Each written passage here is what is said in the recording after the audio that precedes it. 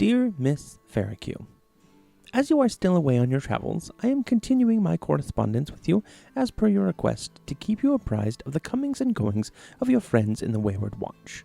This will mark the 2-year anniversary of the day you asked me to begin this task, just a few days after the events of the Night of the Shifting Stars.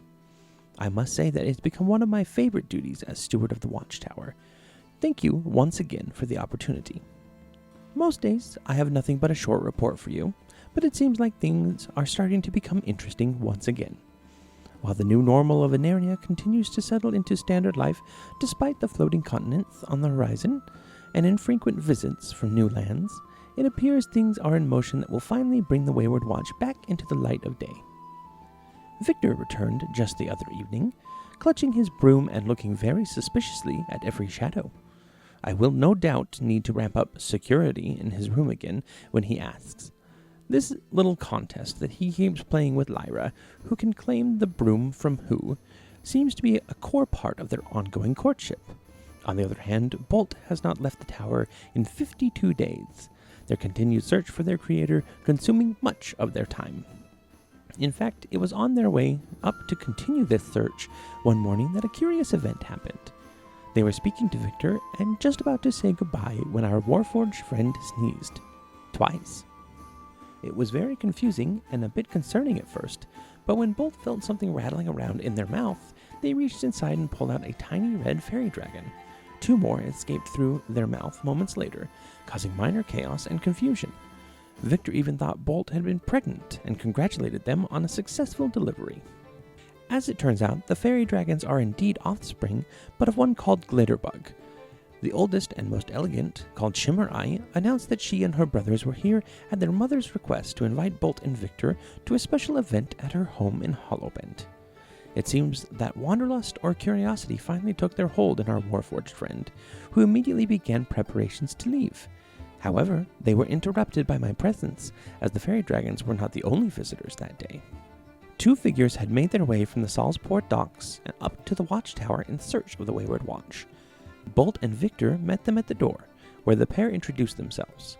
Alomah Stargazer spoke for most of the pair, the wolf-like Kitsune Cleric eager to meet the Watch in order to discover information about the mysterious moon that now occupied the night sky of our realm. The other, Aramis Alderhelm, was a quiet half-elf with a bit of a gruff attitude. He said he simply was following his god's wishes in seeking them out, but would not go into details on who exactly that god was. Bolt was more than eager to have the extra company on their way to Hollowbend, and offered to talk to them on the way there.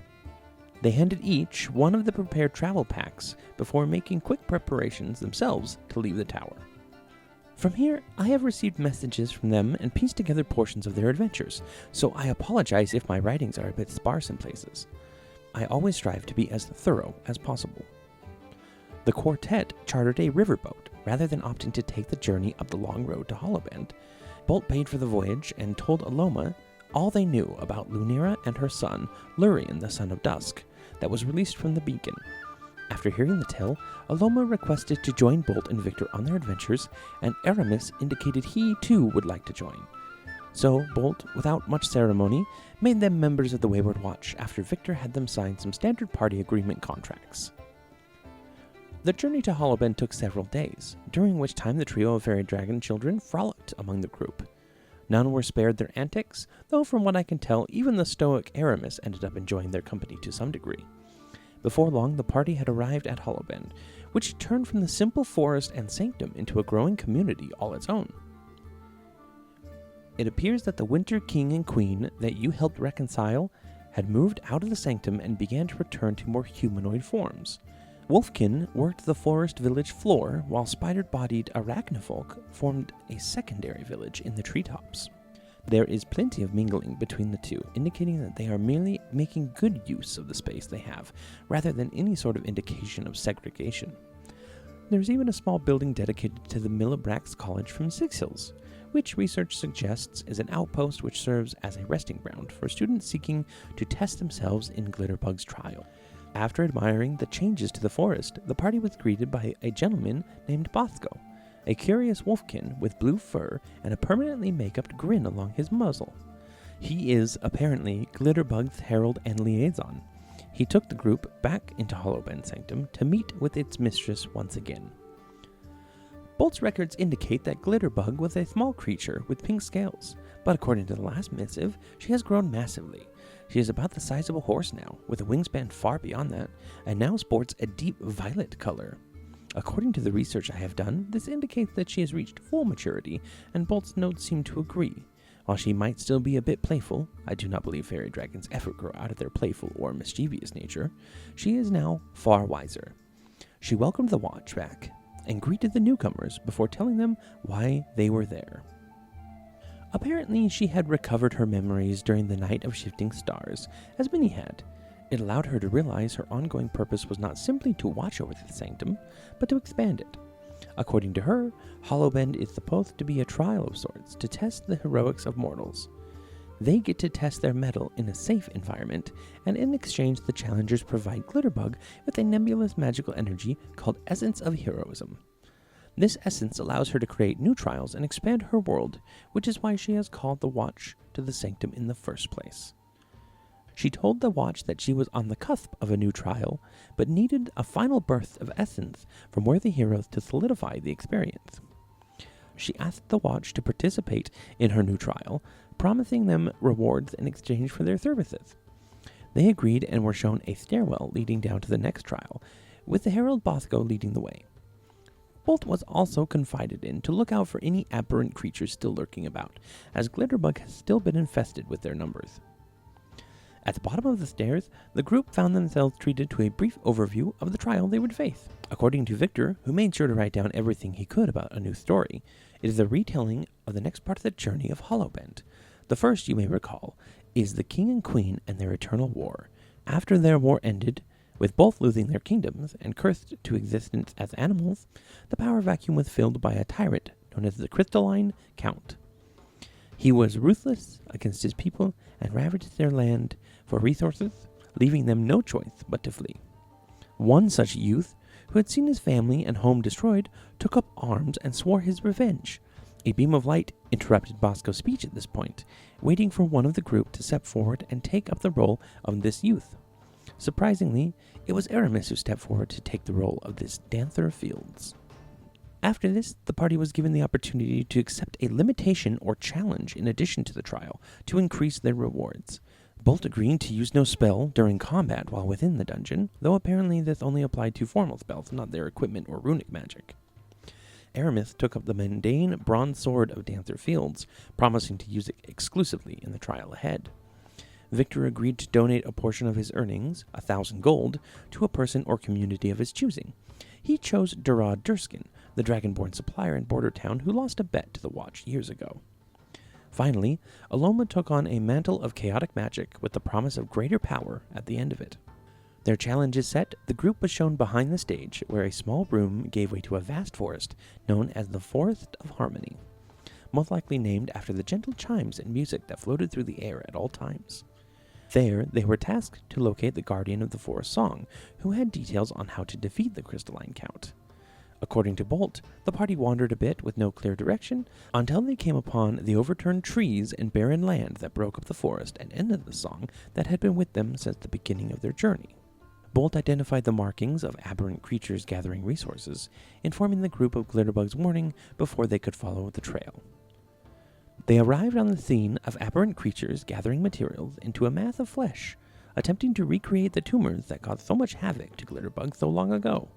Ignoring subtlety, the party leapt into action, racing across land bridges that connected dug trenches and engaging with the creatures. There were 3 varieties of aberrants: acid spewers who struck quickly before backing away, and thick carapaced protectors who used ice to wall off their opponents. The third, minor workers by the sounds of it, spent their time slamming their thoraxes into the ground in alarm. The group worked masterfully, with Bolt leading the charge as his bulwark, Victor dancing in and slashing with his daggers, Aramis casting out waves of embers and ash that exposed the weaknesses of their foes, and Alomah calling upon the spirits of his Kitsune ancestors to barrage the enemies with stellar magic. Things seemed to be going in the group's favor, until the reinforcements arrived. With a rumble of earth, the ground beneath Alomah burst open and a large aberrant worm flowed up from beneath. The creature's segmented jaws snapped close on the Kitsune, swallowing him whole before his stinger came around to stab at Victor, forcing Bolt to use one of their runes to redirect it at one of the smaller aberrants. Aramis cried out for Alomah before using more of his ember-like magic to flash inside the creature's stomach, with the intent to save his companion. Bolt also took action, growing to their larger size and using their artifice to bind the creature to the ground with large rusty chains. A well-placed punch in the worm's mouth caused it to vomit both Alomah and Aramis back up, landing them on the ground covered in acidic juices, but not worse for wear. Even after the worm broke free, the group was able to slay the gigantic creature. Aramis had been badly hurt due to an unfortunate sting from the monster, so the party decided to take a rest after making sure the aberrant creatures and the tumor they were creating were thoroughly destroyed. Their journey into the Forest of Harmony and this new trial has just begun. Yet, seeing as how this message has already filled far more paper than I ever intended, I shall end it there for you. You should receive another missive shortly from me, detailing their continued adventures. Your humble servant, Kilobix.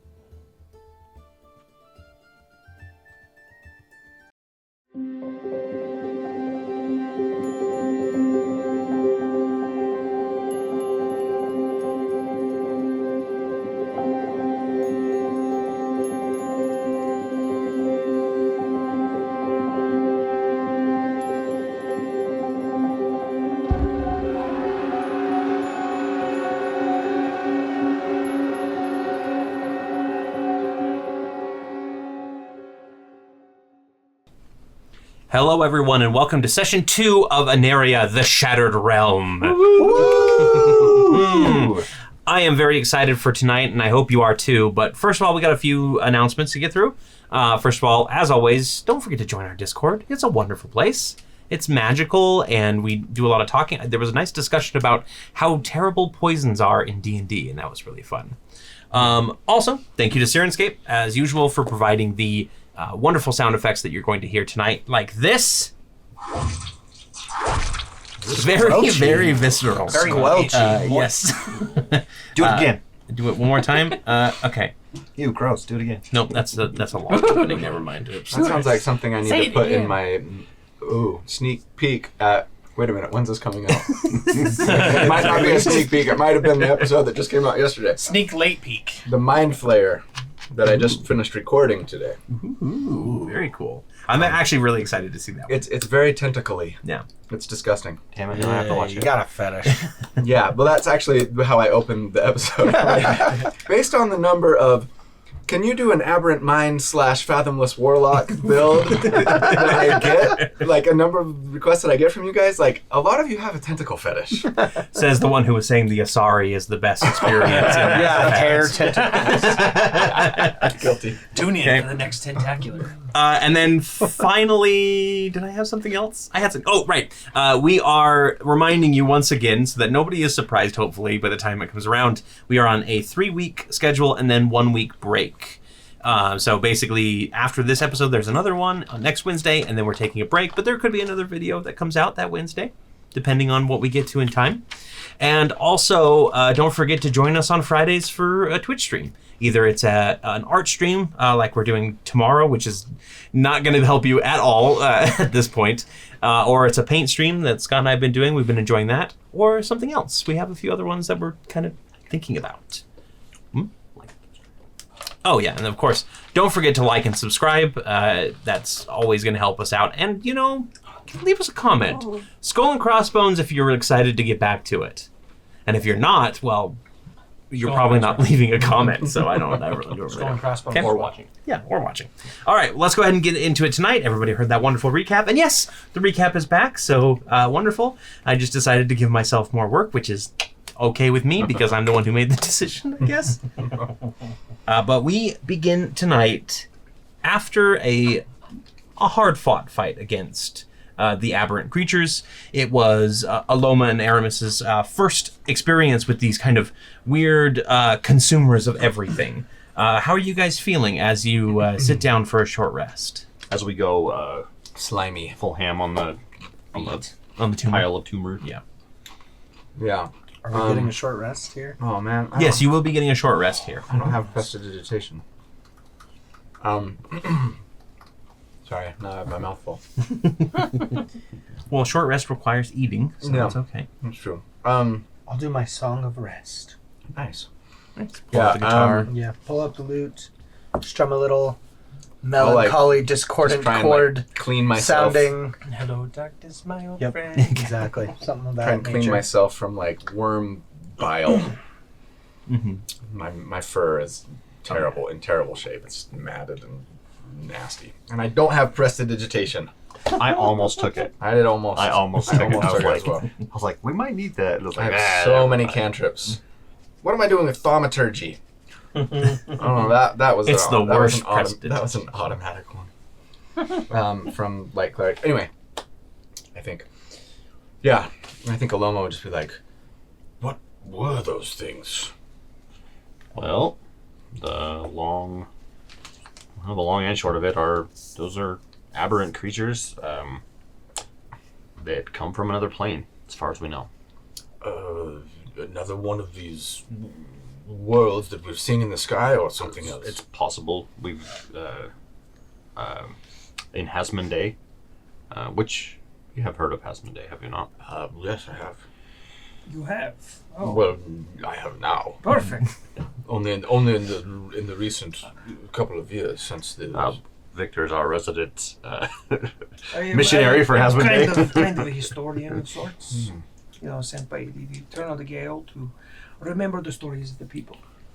Yeah, that was the largest infestation that we have found. So If you stick with us long enough, you'll probably see more of these. I don't know. we if keep that's a good thing, but keep hoping not, but Where? hoping What is their purpose? looks like their purpose is to consume and spread. So there tumor starting to do its like growth. It was not active yet. It looked like Okay, they were building still it up. building it. So that pile of flesh, the tumors, if you will, when they are active, or for lack of a better word, alive, they start to spread out on the ground, and they cause corruption to flow, and it ends up killing plant life. And I'm not generally a fan of invasive species. I'm happy to help you eradicate them wherever we can find them. yeah. Well, how's everybody feeling? That's what I was about to ask. I could use a breather myself. Well, that's part of this. We're taking the Yeah. break here. Everyone Right. gets a D6.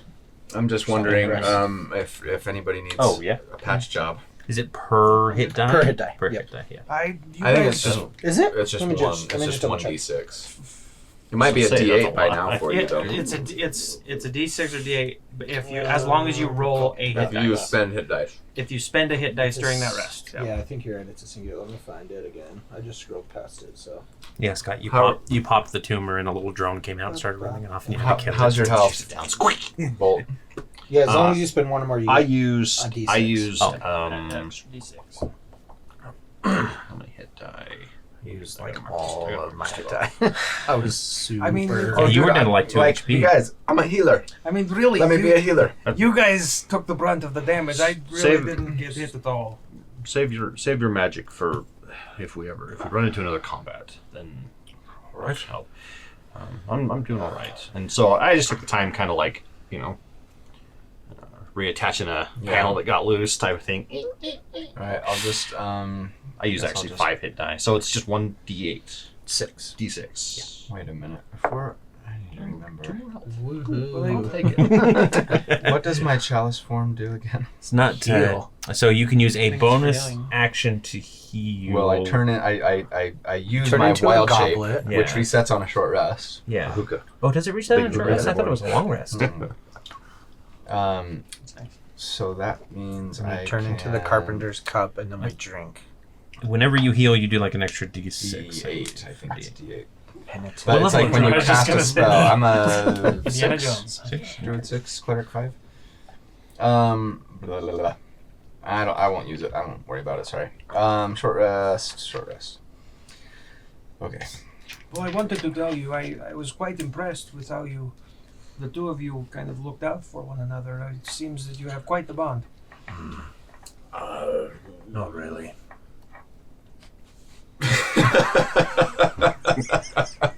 Listen, I know a guy like that once. You just start playing Hello Darkness, my old friend again. He's a bit hard to get close to. There's a wall there. That's okay. Like a wall of force. Well, regardless, you looked out for your own. And Like Yzma. it makes it easier when we get in a fight to know that, you will have my back and I will have yours.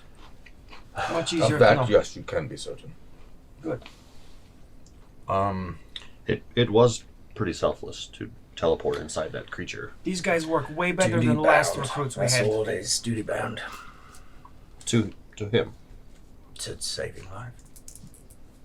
That's good. Yes, This is the first I've heard of that. the last 2 recruits we had, they died horribly. So I'm glad you guys are okay. Yes. Yes. I was picking stuff out of the joints for a long time. No bath. He smelled Yep. like a rotting carcass. But he can't smell, so he didn't know. I can smell just fine, thank you very I much. was gone for like a week. I came back and the whole castle smelled. I think I spent a week in a hot bath. It smelled like someone made dwarf stew or something. I was a dwarf. So. All right, so out of game as the DM here. I'm pretty sure that you're just messing with these two, but I want to make sure. Do you want this to be canon? You had 2 recruits before this, and they both died a horrible death. Yes, I think that's okay. Yeah, I don't think it's. I was there for one, but not for the other. I don't necessarily think that it was our fault though. They were think it was they were definitely- very gung ho, not quite at the experience It just level. cuts these to a two were. montage of all these people just splatting against walls and like getting chopped in half. The boys. Traps smashing This up was in after, acid pools. For the record, this was after A mimic. Eve and Sarai and Yeah. Ezra left the Yeah. party. Listen, we were not in a good place. We were trying to fill a void. And then there's a You were smash cut finding to yourself. there's a smash cut to Victor laying on a couch while Bolt is being a therapist for him, and then a smash cut and they've switched places. So I need to know, what were the last 2 party members' names and classes? One from each of you. Garnlin, Garland. that was the dwarf, and it was a ranger. Okay. Rangers are underpowered, that makes sense. He was very gung ho. He just wanted to prove himself so much. In that case, No, he was very gun ho, as in he had a That's gun. right. Yes. He did. He had like a blunderbuss With a hoe attachment to it. for some reason. It was a chopping hoe. Yes. couldn't find a bayonet and decided to No. grab the closest tool, tape it on. And then, Victor, what was the other one? The other one was a monk. Of course. I was just gonna say, They were there to heal and try. They were on a journey. They were trying to, and it just didn't. And it was Holly. No, they were younger into their career. They were going on a pilgrimage of some kind. Okay. Got a race Similar. name for me? Their name was. My brain's stuck on Brandy wine. Let's say. It's supposed to be brand something. Vidax. Vidax Brandywine is what I'm going to write down here. Vidax sounds like one of those video editing companies. Just a human? Take the violence out. We'll say it was a gnome. No, And that was part of the problem because, it just didn't work out. Yep. Hey, the That was littlest super hopes are mad that you said that. He couldn't keep up with the party. We tried to send him to the Littlest Hopes, but he was like, "No, I need to be on there." Too good for them. He was wrong. Heightsists. Okay. But I want to assure you both, their deaths, while unfortunate, were both from very reckless decisions during combat. Well, Well, in that case, I'll be dead pretty soon. not as long as I'm here, you won't be. And that goes for all of you. Glad to hear that. I might be All right. tall in life, but I'm pretty. I could take a punch. Or, well, let me rephrase that. If you do die, I'll bring you back. This is getting a little bit too friendly. I'm gonna go for a walk. Okay. I was waiting for him to say if he dies, he just leave him dead or something. Moody. But Yes, he's sort of the brooding I think I'm type. projecting another person. I need to stop. So, Aramis, you're wandering a little bit away from the rest of the group through the Forest of Harmony. The chimes are still like ringing throughout. You get that nice little soft music. It's a little bit tranquil. Go ahead and roll me a perception check. Okay. How about a 14? 14. You hear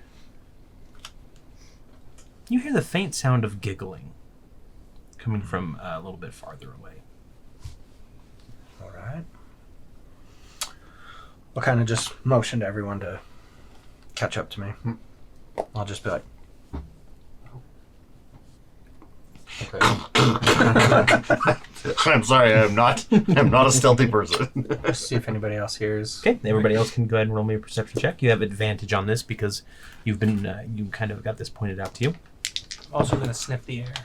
Okay, Like a dog. 17. 17, 10, and Preston scream with black. Yep. I rolled a 16. Okay, that's good enough. Yeah, so you guys can all hear, except for Bolt, you're kind of still clanking around a little bit. But Alomah and Victor, you can both hear that same kind of sounds. There's a little bit of like murmur talking, a little bit of giggling, and you actually both smell because both of you have pretty good noses. Victor from his time with the blindfold, and you just being a Kitsune. You can also smell what it smells like maple syrup almost. It smells delicious. I want some breakfast. I'd love pancakes, but he rolled them for me. How- A story for another time. Story for another time. But it does appear to be coming from just kind of made deeper him into spicy. the Smash forest. cut. I was just thinking, didn't we, at one point, like you were making waffles or something in your chest piece or something at the very beginning? I can't remember. No, I don't think that was It me. was like bacon and waffles. Or Maybe that was a dream that it Preston was a had. dream. It was a fever dream. Yep. Yeah, that was Bard Preston. Just a fantasy about Bolt. boltfuls. Breakfast. This is why I don't sleep after drinking like 3 bangs.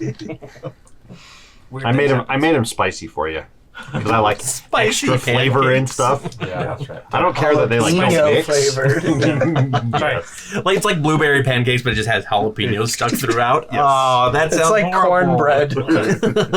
Cornbread with Me jalapenos. too, but I don't think it'd be good as pancakes. I bet it would. I bet it would, even with maple syrup. Yeah. Yeah. So We ought to see where that giggling's come from and maybe see if we can pilfer some pancakes. yeah, so be careful. There is things in these woods, especially some flowers and things. They have ill effects. You strike me, Victor, as the stealthy, scouty type. Do you want to go? When I want to be. I get more of the smelly type. The two aren't mutually exclusive. I would like to take an action to hide and see if I can like after image my way and be like, where'd he go? My goal is just to insult 20? everyone to keep them far away from me. That way no one can cry when I die. I mean, you can roll a perception check there. 20 against a perception? Oh, goodness. 18. So you win. Okay. You just kind of like So I'll just- echoes away. Reverse psychology.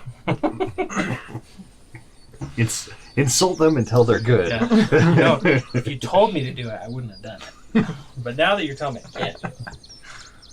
So I'll go stealth closer and see if I can sniff out anything. So, as a reminder for this forest, it is pretty. The trees are pretty far spread out. It's not like a really thick forest. So, after about 50 feet, you start seeing kind of this this rising steam that's covering a portion of the area.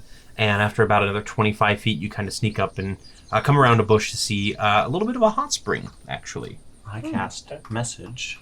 Mhm. And is he? Well, I guess is he within 120 feet? Yeah, it's not too far away. So, Victor, what do you see? I see a hot spring. I'm looking, but do I see any figures, any people? yeah, as the steam kind of clears, you do see 3 figures kind of sitting. 2 are sitting on the bank, and 1 is kind of halfway sunk in the water. The 2 on the bank appear to have sort of an orangish-brown skin. They have hair with like leaves stuck in it. Neither of these women are wearing clothes. And they're both kind of fawning over the third figure in the water, and he's just kind of lightly red-skinned. He's got a couple of horns that are sticking up that you can see just out of the front of his head, and this kind of black hair that's pretty short-cropped. And he is not wearing any clothes either. In fact, you can see his overalls kind of set off to the side. Feels like a Greek cautionary tale. I'm gonna just feel like we walked into some weird threesome. How do I say this? There are people. They are naked. Not sure if they're in danger. They seem to be liking one another's company. Should we interrupt? I'll message again. We'll come to you, and this might be part of the trial, or perhaps we could get a direction to go. Okay. Well, it feels awkward to sit and just watch, so I'm going to come back to you guys too. You pull your blindfold down. I can still hear them. I can still hear them and say like, it doesn't help.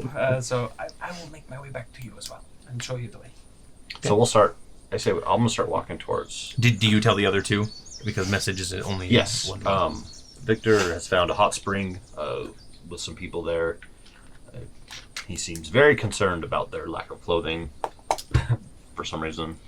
But I think we should go investigate and see if they know, the next part of the challenge. Lead on. Okay, I'll go ahead and start walking towards third direction. I feel like it would be less awkward if we give him a flare, give him an opportunity to get dressed maybe, or do you think we just come out guns blazing? Give him a flare, light the forest on fire. You have thaumaturgy. I do have thaumaturgy. Let's go over this way. Yeah, I am definitely not quiet, so... Yeah. That's right. Yeah, your voice booms up to 3 times as loud as normal for 1 minute is one of the things that it can do. Okay. How would you guys like to approach? I'll give him the Right descriptions as well. I'll tell him what the horns on the guy's head. Now, does he seem like a tiefling horns, or does he seem like more satyr type? He had lighter red skin, but that's really all the information that you I know. can see. But they're not they don't look like ram's horns. Okay. I can tell you that much. They're just kind of like... No, there's no it's just humanoid with horns. Okay. Yeah, I'll maybe make my voice really loud Hello. before we come through the woods, and just be like, These woods are lovely. or it's just something inane. You do hear the voices stop for a moment, and They then sure are. there is some water splashing, so that when you get to the clearing or the little hot spring here, you can see the other two that were on the bank have actually sunk into the water on the edge, and they're just kind of watching you as the 4 of you approach. The gentleman just kind of leans his head over his shoulder and he goes, "Oh, hey, company, how's it going, guys?" Fine. How are you? I'm doing well. Come share the spring. How's the water? Steamy. I could use a bath. I can see that. And he'll actually get in the water. You do that. Clothes are getting wet, but whatever. Yeah. It's leather. Yeah, leather is known for drying really easily. Fine. It doesn't weigh you down at all. Yeah. I mean, dried leather just smells like wet dog. It's fine. Feel free to join the rest of you. There's a little bit of food. We got a couple charcuteries here if you're interested. Well, I was wondering, first of all, my name is Bolt. That is Alomah. This is Victor and Aramis. Nice to meet you. I'm Aritaxis, and these lovely ladies are... And he kind of looks to them, and they just kind of sit there for each other for a moment, and they go, Maple at the same time. Maple, that's right. They're Maple. Both of you are maple. Uh-huh, they say at the same time. Are you one entity in 2 corporal forms? They kind of look at each other and they say, well, one of them says yes and the other one says no. I sniff the air. Does the smell come from the spring and them specifically, like Aneria? Yeah, the maple that you're smelling is definitely coming from the two girls that you're seeing. Interesting. It's better if you just don't think about it too hard. What are y'all doing here? We were sent by Glitterbug. Oh, she's letting people down here now. We're the first. Oh, well, wonderful. Welcome. We actually just cleaned out a kind of an infestation of bug-like creatures that was in this forest. An infestation? Like really close to here? Yeah. Ooh. Dodged a bullet there, didn't I? Well, thank you. I appreciate it. Please, have some food. Can we tell now that we're closer to him? Do we recognize like what his race or species? Let's might be? get some religion checks for anybody who wants to take a look, or some nature checks if you want to examine the two women. Nature. Examine in the side-eye way, not in the other way. Victor still has blindfold down. 18. 9 for your nature. You can tell there's some sort of woodland spirit or a sprite or creature of some kind. As for the gentleman, he looks to be a devil of some kind, like not a tiefling. You can tell like tieflings are typically a lot more. Well, I mean they kind of run the gamut, but this gentleman does give off that kind of aura, especially to our local paladin of being a devil. Victor will know the difference. Yeah. He'll, I guess, join. Yeah, have a seat. I'll on just the kind of edge. sit, he'll roll up kind of his pant legs and stick his feet in. Nice and warm, isn't it? Is it? And it absolutely is like a hot spring. And he holds up one of the charcuteries. He's like, cheese? You don't get charcuterie much out here. No, you don't. Smell Victor, I'd Had to make it myself. wait for a second. What? Oh, is it because of that? Is it? Yeah. Okay, I get it. I understand. No offense. None taken at all. We've heard stories. Yeah, I think that's pretty smart, actually. You don't want to end up indebted to a devil or a nymph here, and Maple kind of nods their heads. Is there anything that I can do for you?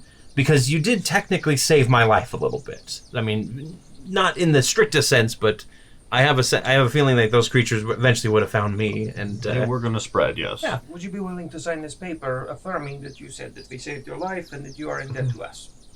I mean, like, what does the debt include? Does the contract include that? Like, I am a devil here. I have to know the full contract. I have to I read it. like this guy a lot. I'm very versed in infernal law. Thank you very much. I like this guy a lot. Listen, I got a new lawyer. She looked at my papers, said they were all junk. I came back, got some new papers here. We can write in. So, like, don't I? Victor What do will you like know take about the their crystalline count? Oh, the crystalline count. That would be why you guys are here, huh? Well, he's a nasty fellow. He likes to gather up his gold via strip mining, typically. He's starting to make his way into the forest. I heard his first expedition is coming soon here. I'm assuming that you're here to take him out. Is that correct? I believe so. I have no love for someone who would disregard nature in such a way. Yeah. Well, I know that the guardian of the Forest of Harmony, the guardian of the Forest Song, he has an idea of how to beat the Crystal Count, but you'd have to go talk to him about it in order to get his thing. I can get you a good word in, maybe get you an audience with him. Who is this guardian? Oh, he's an old forest spirit. Maple, you know him, right? You're what, second, third cousin? And they're like, twice removed, couple generations down. They look at each other like, yeah, he's a treant. He basically is just a treant that has been protecting the forest ever since, and he kind of almost gave the forest his name actually with his wonderful little harmony that he brings. Oh boy. That's not harmony. That's not harmony at all. But yeah, I mean, I can get you a good word in. I can get you an invitation to his little court that he holds. Not an actual court, obviously. But yeah, That sounds pretty good. I think that's good payment. Maple, and they kind of turn to me. Would you mind? They go, yeah, okay. And they kind of glide over through the water to Alomah, and they each like put one hand on one side of your chest and then bring their other hand up to your cheeks, your individual cheeks, which, I mean, obviously it's a little more awkward for a muzzle than not. But they just kind of draw a quick maple leaf on either side, and it kind of glows for a moment and then fades away to nothing. And I just want to say to them, like, maybe how far away am I from the devil? Probably about 15 feet or so. I'll try to, like, as quietly as I can, be like, Are you all right? Are you safe? Do you need a white knight? Let's see. So they'll shake their heads like. So you asked a lot of different questions there. Right. What's the main one that you want to ask? Do you need help? They'll shake their heads and they'll say, no, just having some fun. And the incubus looks over and he goes, satisfied? Oh, the incubus, not devil? He is an incubus, yeah. In fact, if you ask him directly, he'll say that he's an incubus. So, What does all of us feel about that? Where do we find this court? Guidance. That's So, you want to use like detect good and evil or something? Because you are a paladin, right? Gosh, I don't know. Maybe. yeah, you new to do have paladins. Divine sense. Yeah, that's what I was gonna say. So divine sense That shows just kind of you- shows where they are. Yeah, it shows you Fiends, devils and fiends. Yeah, we know he's a fiend. undead and Doesn't I'd roll an insight check. Something about unhallowed ground smells like a noxious. There's Yeah. some kind of effect there for flavor. I want to I'm gonna insight do my check them spells real quick. when Yeah. I asked them if Sure. if they needed help. Mhm. Where'd my die go? Oh, there it is. Gosh, Plus 8, 17. You didn't get the impression that they were compulsed in any way or they're in duress. They're a little surprised to have extra visitors, considering the state of them, but they don't seem to be. They don't seem to be anything more than just frazzled of the surprise visit. Okay. And then if you want to insight the incubus, you can. All right, I'll Yeah. insight him. Oh, so bad. How about 8? I mean, he's an incubus, so yeah. No strong feelings. No, yeah, there's no like overly good aura that's covering over the fact that he's a fiend or anything like that. And he goes, directions to the guardian I don't really have. But if you keep following that path, and he kind of points over and you guys see a path that you've never seen before, it should take you to somebody who can help you out. Okay. Well, and enjoy whatever this is, and we'll be on our way. Thank you. Thank you for the bath. It was much needed. Of course, anytime. Get out and be like, Yeah. do the whole. Towel floss. So we're even. Are we even? I'd say if you believe that was, I can agree with that. Well, I mean, it was my favor in return to you guys, so it's you who gets to tell me if that favor was adequate or not. Just making sure that there's no extra. No, of course not. All right. Sure you don't want some cheese? We'll take some for the road. Okay. Once are we gonna leave? Yeah. Okay, once we leave, I'll cast. Why Why not? I'll cast. Yeah, sure. YOLO. Do I have detect magic? How do I have? Don't have detect magic. I have dispel magic. I will cast dispel magic on the cheese for you. He already ate it. He literally was like, "Yeah, sure, Hulk." Oh, I mean, if you I want thought you said for the road, and like we're gonna leave. Yeah, he for the road and then he popped it in his mouth. Okay. Well, I was about to cast it, and I'm For the like, digestion on the road. I have detect magic, but it was too quick, too late. All right. Well, let's leave these three alone. Right. Let's head down that path. Alrighty. So you travel along the forest for another 30 minutes or so. Kind of just meandering this way and that. And you arrive at this kind of... The trees start to change a little bit. They turn... let's see. Hang on. I have a description here that I should just read you. As you continue to travel through the forest of harmony, the trees suddenly become more orderly, lined up in neat rows. These are smaller than the other trees of the forest, fruit-bearing trees that blossom outward quickly rather than stretch into the sky like the others that you've seen. You can smell you can see a small plum of smoke behind these thick, neat rows. What do you suppose that smoke is about? Should we investigate or continue? Yes. Probably. So we've, as we said, we've been through this before. Honestly, I feel like it's better to just keep moving forward and try to get through the trial than spend a lot of time trying to figure out the trial. So Works for me. I don't want to ruffle any feathers, but seems like there's a lack of leadership. What do you mean? I'm second in command. Okay. Eve said so. All right. Just keep moving. Just Yeah. walk off. Whatever that means. Yeah, but Eve also said you were the leader after she left, right? She just neglected to tell Victor. Yeah. All right. As you break through the tree line, moving towards the smoke, your eyes behold a small cottage with an active chimney. There's a small, it's a small thing with a pen connected to one side, holding a pair of rather docile-looking wild boars who barely register your presence. Beneath the window of the house grows a bush of vibrant roses, and the sweet scent of cooling pies fills your nostrils. From inside the house, you can hear humming in harmony with the ever-present music of the forest. Okay, I'm gonna go up and make my way up to their front door. All right. After a few moments, the door swings open, and a woman steps out. She has green skin. She has vibrant pink hair that comes down in like waves over her shoulders with little like white blossoms in it. And she's wearing a set of overalls and holding a steaming pie with a pair of oven mitts. And she goes, "Well, howdy! Aren't you the cutest little band of adventurers I ever did see?"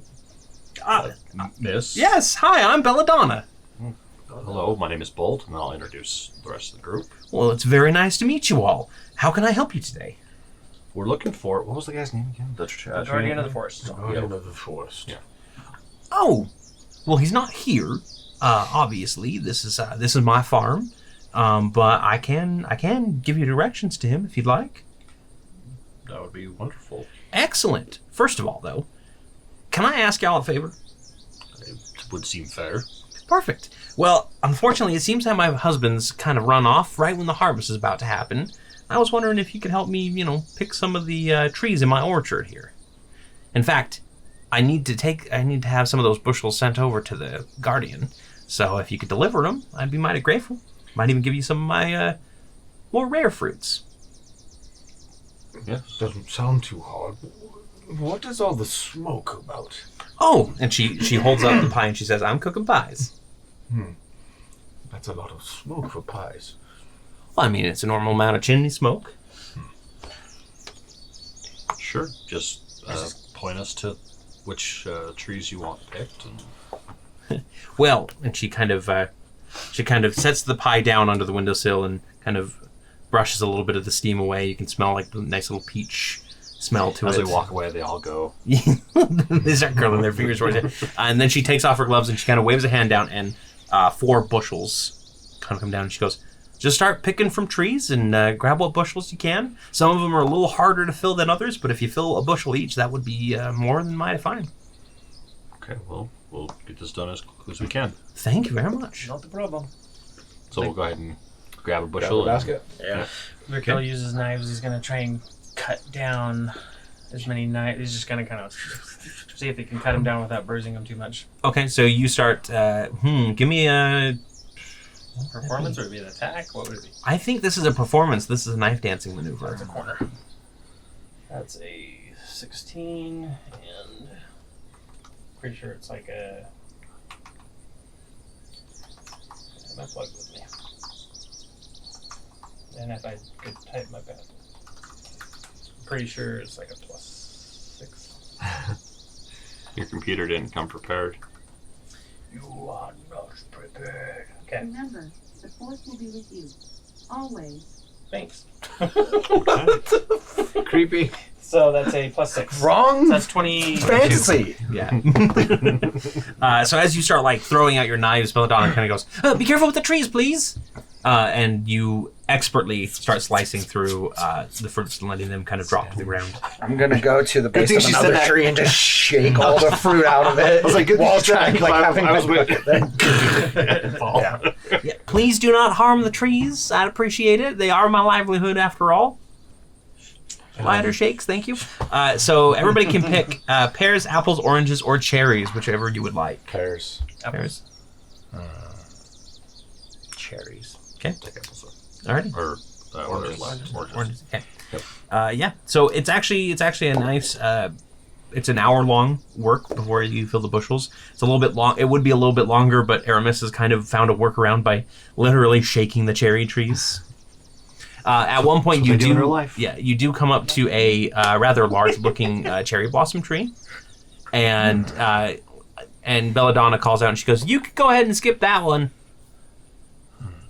As in, please don't touch that tree, please. Is Aramis singing the "Love your peaches, wanna shake your tree"? I'm just gonna stand under it. It feels nice for some reason. Okay. So look at the cherry blossoms. And after a few moments, she comes around the corner of the tree, like she literally just appears around the corner of the tree. And she goes, "You admire my branches?" Yes, sorry. No, it's all right. It's a beautiful tree. Hard to believe she was just a sapling. How long ago? Oh, that was probably about 50 or 60 years, I think. Well, things work a little bit differently here in Hollow Bend. So it could be 50 or 60. It could be a millennia ago. I'm not really sure at this point. All right. I don't know what to do with that information. Well, what year is it where you come from? Do I know? It's probably, I think Right. it's probably about, what is it, 1320 something? That's what I'll say. Yeah. It's 1322. Well, that's not, should be far longer than that. It was longer than that when I came in here, so, yeah, I probably would say that maybe there's been an age or two since that it passed, and that new calendars like mortals like to do. But it is a very nice tree. Did you do you remember experiencing any kind of I don't know, violent ground shaking about 1322 years ago, roughly, maybe a little before that? Well, Hollow Bend is, again, it's kind of in its own little pocket, as it were. I don't know too much about it, but obviously all of this exists a little bit outside of the normal world and everything. That's where I found it, at least. Just how long do you think you've been in here? I think I've been in here probably about 4,000 or 5,000 years, I think, at this point, since I came with my sapling. So what I was trying to get at was If she experienced any, basically what she's saying breaking is of the world. Yeah, basically what she's saying is that because this exists in like a pocket dimension, because you guys were underground before this opened up into a forest, and it's a wide open forest, so it's definitely kind of outside of the normal rules of reality. Well, I think that the world has changed quite a bit since you. No doubt. 4,000 or 5,000 years, you said. Yep, that's about how long that I remember being here. You don't look a day over 40. Well, that's all thanks to this. And she waves her hand at the tree. Oh, What did you say? Sorry. Nothing. 40,000. You said 40 and I said 1,000. You don't look a day over 1,000. Why, thank you. Oh, I think I understand. Is this tree connected to you, like Absolutely. a life force or some Absolutely. kind of sort of It's essence? the last living branch of my original tree. It would Who make are sense. you exactly? Oh, my name's Belladonna. But more than that. I'm a dryad. Ah, So I was born from a tree, and that tree unfortunately met a tragic end, and I barely made it out with this little sapling here. And eventually it grew up, and I kind of decided to stay here in Hollow Bend for the time being. and your husband, you said. Yeah, he's around here somewhere, little scamp. Also a dryad. No, he's... Well, don't hold it against him, but he's an incubus. Ah. Yeah. I believe we may have met him. Oh, really? He was in he was bathing.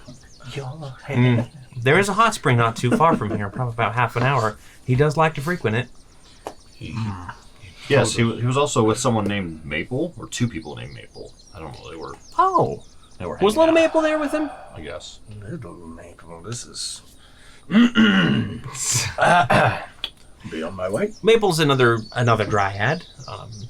It's kind of one of those situations where two saplings kind of intertwined with each other and kind of mixed together, and they just ended up being Maple. Where's Helm when we need him? He would know all about this stuff. Well, I'm just about finished here with. Oh well, if My you're all just about finished, why don't you come on back to the house? I'll get you a nice slice of pie. I'll give you a little treat to send you on your way and tell you where to go. Can I insight check? Sure. I just want to see if it feels genuine, her offer of pie and not some kind of trick. That's a 2. I'm all for this pie. Okay. may I ask you a question? Of course, she says as she's kind of like helping you gather up the rest of the last little bits. You think you've been in here for 4,000 or 5,000 years. Mm-hmm. Do you recall before you came in anything about the moon? Specifically, did you know anything about Lunira? Well, I remember her shining down on me back before I had to make my escape. She was really beautiful. She seems to have been lost, broken, Oh no! and I'm trying. Who could break a moon? That's Well, I'm not quite sure, but I'm also trying to find The out Devourer, where not she's me. been. I just broke a city. I feel her calling to me. really. What does it sound like? And he'll sing a snippet of the song, Okay. and kind of show her his little star map tablet that he got the words from. And she takes the tablet kind of reverently and she goes, "May I just?" All right, thank you. And she kind of runs her hands over it. She goes, "It has been a long time since I've seen an actual star sky, even in this kind of form, but it's definitely there. Everything that I remember." Well, perhaps we can talk to Glitterbug about maybe letting the natural sky filter through for you. Oh, well, that would be wonderful. I don't know if it's possible, but I'd be happy to talk to her. Any good word that you can give, that's for sure. As far as Lunira goes, she was always pretty benevolent. As far, the night is kind of a dark place, and she wanted to be that bright light in the night, as it were. She always was very fair to everybody. She blessed the world with her children, and she blessed the world with her servants. And if she's looking for a new servant, then answer the call. There's no better goddess, in my opinion. Thank you. Your words bring me great comfort. Oh, I wish I knew a little bit more for you. And by this point, you guys are back at the cottage. She's pulled out a few, basically old wooden stumps or wicker chairs for you, and she's been serving you up each peach or cherry pie, whichever you prefer. Peach. Yeah. I'll be cutting off a piece and seeing if Chipper wants it. Chipper would not like any pie, thank you. And I promise that none of these pies or anything leave any obligation. I know there's some people who are a little bit wary of the Fae, as it were. Well, based on my 2 insight, I fully trust everything you say. I would like apple, please. Of course. And she actually will have to go inside for apple. She only has the peach and cherry out. That's all right. You're my guests. So she'll head inside for the apple pie. I'll go to sit on a wicker chair and be like, and I'll Seatbelt. decide to use a seatbelt. Okay, perfect. But I'll make it feel like I'm sitting in a wicker chair. Nice. You kind of rock back and forth a little bit. I have to make the creaking sounds myself, though. And so she comes back out, and she's got a slice of apple pie in one hand, and she's got a basket in the other that seems to be a little fruit. She hands that to you. Well, thank you very much. And she I'm goes- gonna just Yeah, it tastes delicious. It gives Ainur a run for her money as far as taste goes. I've had years perfecting these recipes, so. Thousands, and it shows. It's delicious. Thank you. Oh, So, thank you. The tree is yours. These other trees, are they other friends of yours, or are they... Well, I mean, all trees are friends for me, but no, these are just regular trees. Okay. Yep. Just felt weird eating fruit from people. No, I get that completely, but no, I mean, Victor's going to become a vegetarian. an anti-vegetarian because he's worried about trees being A dread. meatitarian. Carnivore. Anyway, I do appreciate y'all taking care of taking these over to the Guardian and everything like that. Unfortunately, I just can't get away from the farm as long as my husband's out. But I did want to thank you. Are you trapped here when he's not here? No, I mean, I can't go too far out of the forest, obviously, but it's just somebody's got to be watching the farm, as it were. That makes sense. What is your husband's name? His name is... I forgot his name already. Artaxius, actually. I thought you said Artaxis. Artaxis. Yeah, Artaxis. Sorry. One other question.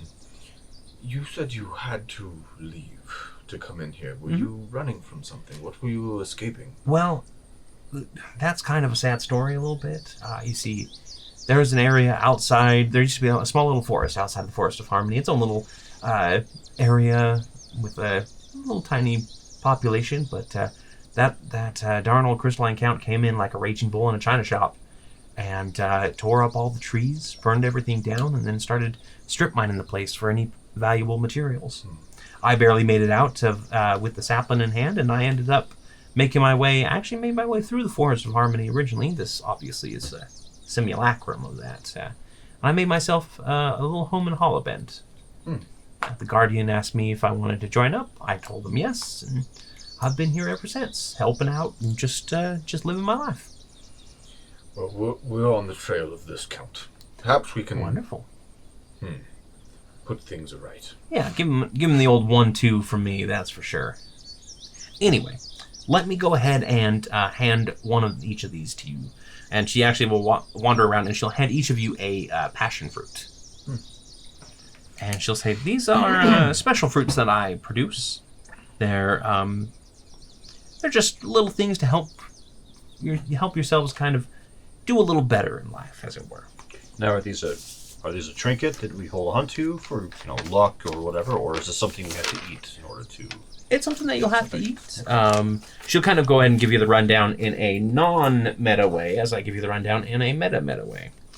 So this is a Fruit of Life's Passion. This fruit has 2 aspects. Is this official? Nope, this is homebrew. If you eat the fruit while thinking about someone, you will learn of some of their hobbies and a single life goal of theirs so you can get to know them better. Alternatively, if you whisper a skill, proficiency, or language you know into the fruit and hand it to another creature as an action, that creature can eat the fruit before the next dawn and gain proficiency in that skill for 24 hours. But you can't eat it yourself. You have to give it to somebody else. Yeah, so you whisper something of yours, or you can hand it to them, they can whisper it and give it back to you, obviously. That's something that can be done. It's not an attunement thing, so. And then she actually walks over to Aramis and she kind of kneels down and she goes, thank you so much for admiring my tree. I do appreciate it, and I wanted to give you something a little special, if you don't mind. Sure. All right. And she'll reach back into the basket and she will actually pull out another fruit, and it looks like a dragon fruit. As in, it has the kind of usual little spines on it, I think is what dragon fruit has. Yeah. But where the Kinda spines are, there are little dragon heads that are kind of shaped out of those spines. And this is a chromatic dragon fruit. Eating this fruit causes multicolored dragon wings to sprout from the consumer's back, which shimmer like rainbows in the light. They gain a fly speed equal to their walking speed for 1 hour. As an action, you can focus on a color of a dragon and move up to their speed without provoking opportunity attacks. Any enemy of your choice that you move within 5 feet of during this movement must make a dexterity saving throw against your spell save DC, or 15, whichever is greater, taking 3d10 damage of the type associated with that color of dragon, or half as much on a successful save. And then any ally within that you move within 5 feet of is granted resistance to that type of damage for 10 minutes. And if you use the special movement, the wings fade at the end of it. I'll send you all the details on those, but cool. Yeah. again, she just kind of gives you a rundown of this will make you a little bit more draconic for a time, and kind of gives you an idea of what it'll do. Thank you. I appreciate it. Thank you. It's been a long time since anybody came to just admire my tree. And if you ever want to come back and just take a rest under it, I'd be more than willing. I appreciate the offer, but I don't see myself being around here that frequently. I'm sad to hear that. I can tell that there's stuff on your mind that you need to get off of your mind. I hope that you find your peace. Maybe one day. And she's gonna hug you unless you like pull away. Take like Yeah. All right. They bro hug back like, Yeah. Enough of the mushy stuff. Why don't you all? You guys can head on out. And she kind of waves her hand, and another trail appears. if we just follow this trail, we'll meet the Guardian. Yep. If you just follow that trail, you should meet the Guardian Well, for it was sure. wonderful to meet you, Belladonna. Did It she was give wonderful us to meet you as well. some fruit to? The take some? bushels that you guys, I'll just- yeah, I'll picked. scoop them up. Okay. Scoop them up. Yeah. Perfect. Yeah, and if you go ahead and hand those off, let me try and remember her name. Sorry, just a moment here. Maple. Odesta. If you find Odesta and give her the fruit, she'd be the one that's going to be able to take it off your hands the quickest. Okay, I'm gonna go ahead and start heading down the path. Farewell. Y'all come back now, you hear? Because of It course was I have to lovely say to meet you. it was lovely to meet you. You too. are an amazing cook. Well, thank you. You want some for the road? Please. All right, and she'll go ahead and prepare you like a little basket of pie for the road. So you can add one basket of peach, apple, cherry pie. Like Now, Actually, the wolf is taking a picnic basket through the forest to visit Red Riding Hood. oh, you want a red cloak too? Here, I got one for you. and an old granny bonnet. The passion fruit remind me. So if I ate it while staring at Alomah, I would learn something about. You would learn some of their hobbies and one of their life's goals. Okay, I'm gonna just stare at him and. You could eat a peach for hours. Yeah. So you kind of feel that magic tingle through your head. What are two of Alomah's hobbies and one of their life goals? Maybe beyond the one that you have that you've already told everybody about. Besides the You get the Alomah tingle. And if you want to think for different just a than the sec, tingle. I've got something I want to ask Belladonna. Yeah, go ahead. I actually turn around and go, actually, would you by chance be willing to sell or barter some of those recipes? Some of my original recipes. I mean, don't really have much cause for money in here, but there are a few tree types that I would absolutely like to have in my orchard.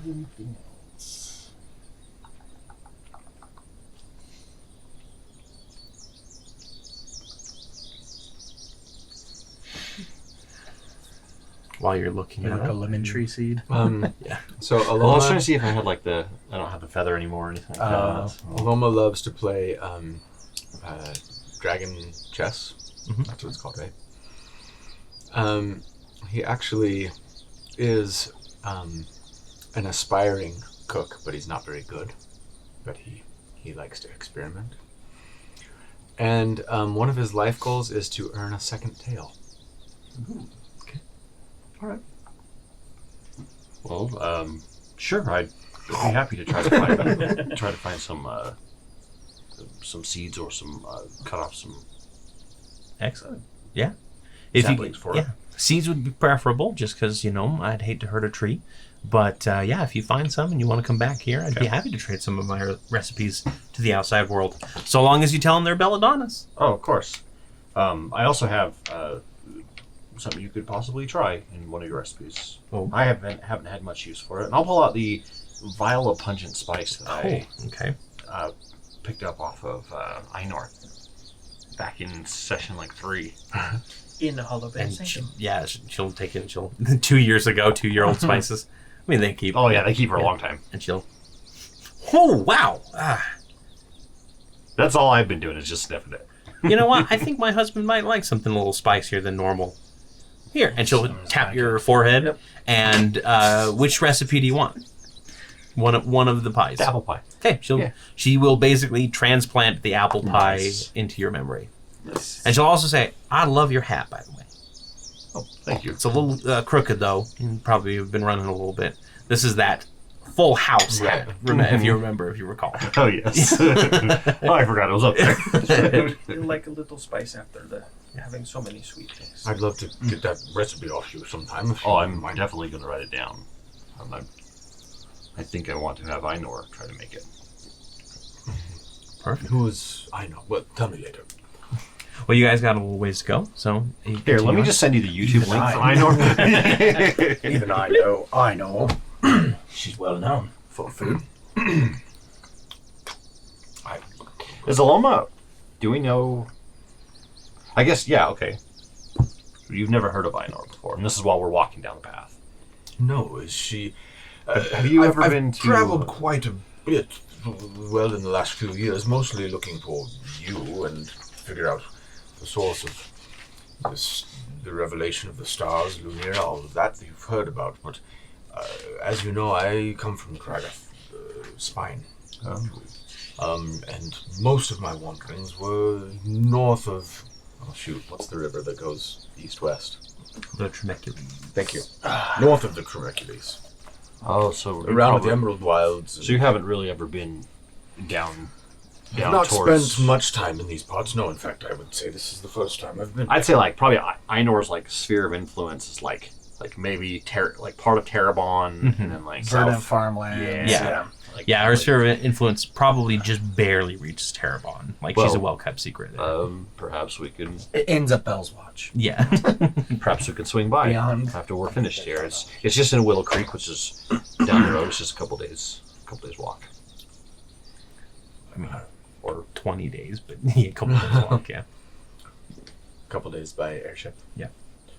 Sounds lovely. She makes good food. She makes the best food. So you're... Besides this pie. The pie beats Ainor? That's You had why- to try some of Ainor's pie? That's why I need both. Like, make this and yours. Taste Let me do taste test. And now I really want pie. Sorry, I should have bought some today. I knew that I was going to do this to you guys. So you're continuing along the forest, and things start to shift a little bit. You start to see more and more vines start kind of like creeping over everything, and pretty soon, Actively, or just like as we get forward, there's like... not actively, but like you start seeing vines, and you start seeing them kind of like more and more frequently as you step through the forest. It looks like they're all kind of heading in the same direction, but they're not on the path. So Interesting. Oh. Just keep going. So you continue on, again, more and more vines starting on either side, and then you come up to a kind of a dead end as you kind of round a bend in this the forest, kind of around a hill, and you realize that this hill isn't covered with vines. It appears to be a tangle of vines, and you come across a small little depression in this tangle, and there are 5 corpses tangled in the vines, arranged in a half circle. It looks like they are traveling up the corpses, which range from skeletal to freshly deceased. All covering over their face is a vibrant red flower with thick petals. Okay, I know the smell of the air. Does the scent change in the presence of these flowers? It's a little bit sweeter, sort of like a sickly sweet scent. Obviously, there is corpse rot as well, but over that is kind of this almost sickly sweet. I don't feel so bad about eating plants.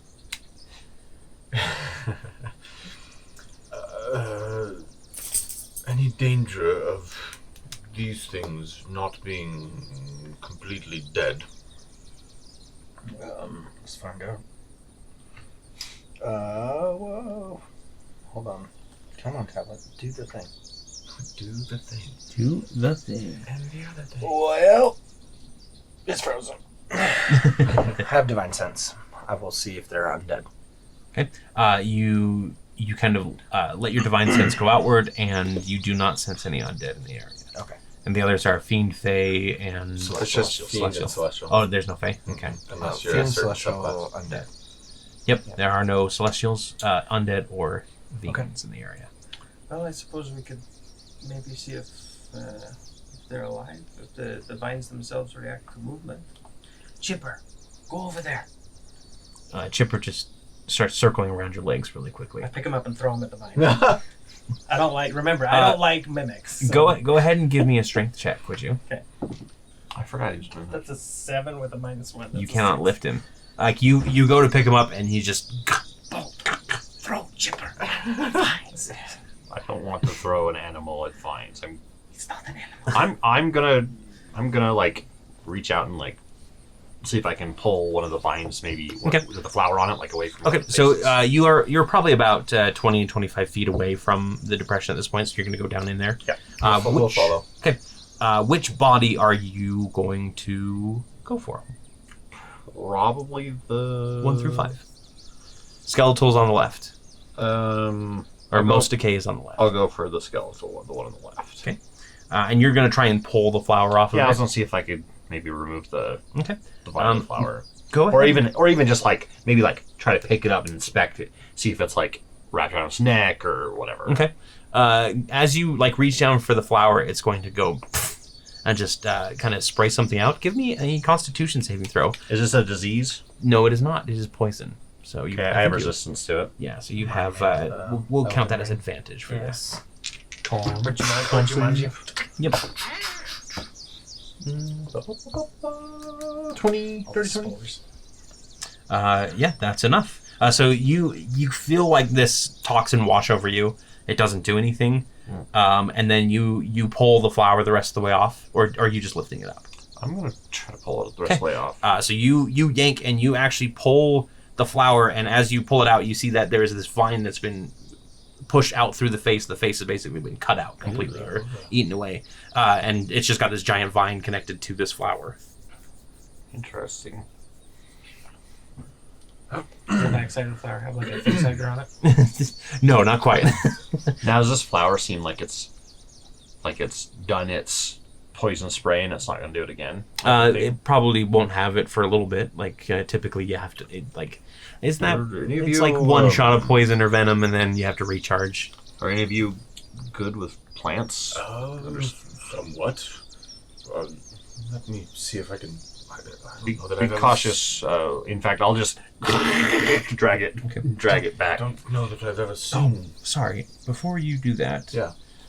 You blink a couple times, and then you get a memory in your head. Ooh. You get the memory without the negative effects of the toxin. I forgot about that part. So your memory shows you sitting at a desk, writing down notes in the margin of some new design for a construct, when a hand slams down on the table next to him. And I'm going to say him from now on because that's how I wrote it, apparently. He looks up to see the smiling face of a tiefling woman with literal fire in her eyes, saying, "Hokkaitis, I'm here to rescue you from these books. The gang is heading to Hall of Ben Sanctum tomorrow, and I'm pretty sure you need to blow off a bit of steam as well." The character that you are kind of viewing the memory from replies and says, "I would rather much study tequila." She knocks his papers off the desk and hauls him up. "Nonsense. Come on, there's heroics to achieve." The wizard just manages to grab a single beginner's tome as he is dragged away, all plans for the shoulder cannon discarded to the ground as his friend forces him on yet another adventure. And then you snap out of it back into reality. And Alomah is finishing your attempt, or your talk about plans. Yeah, I want to look and see if there's like the tome or anything near or on the corpse or any of the corpses. Sure. So you do look, and but I'll be cautious to not trigger another poison spray. There doesn't appear to be any other flowers on this one, but you do find an old book, and the book is called Golomancy and You: A Beginner's Guide to Constructs. Okay. It's old and worn, but are still readable to a degree, and you're pretty sure that this can help you teach the basics of making certain types of constructs or golems. So, with enough time and money, obviously. I'd like to see what I can learn about these vines. Sure. With a nature check, I'm guessing. Mm-hmm. It's just 9s all night. 12. 12? You know that there are like this is vaguely reminiscent of like a magical creeper of some kind, a creeper vine.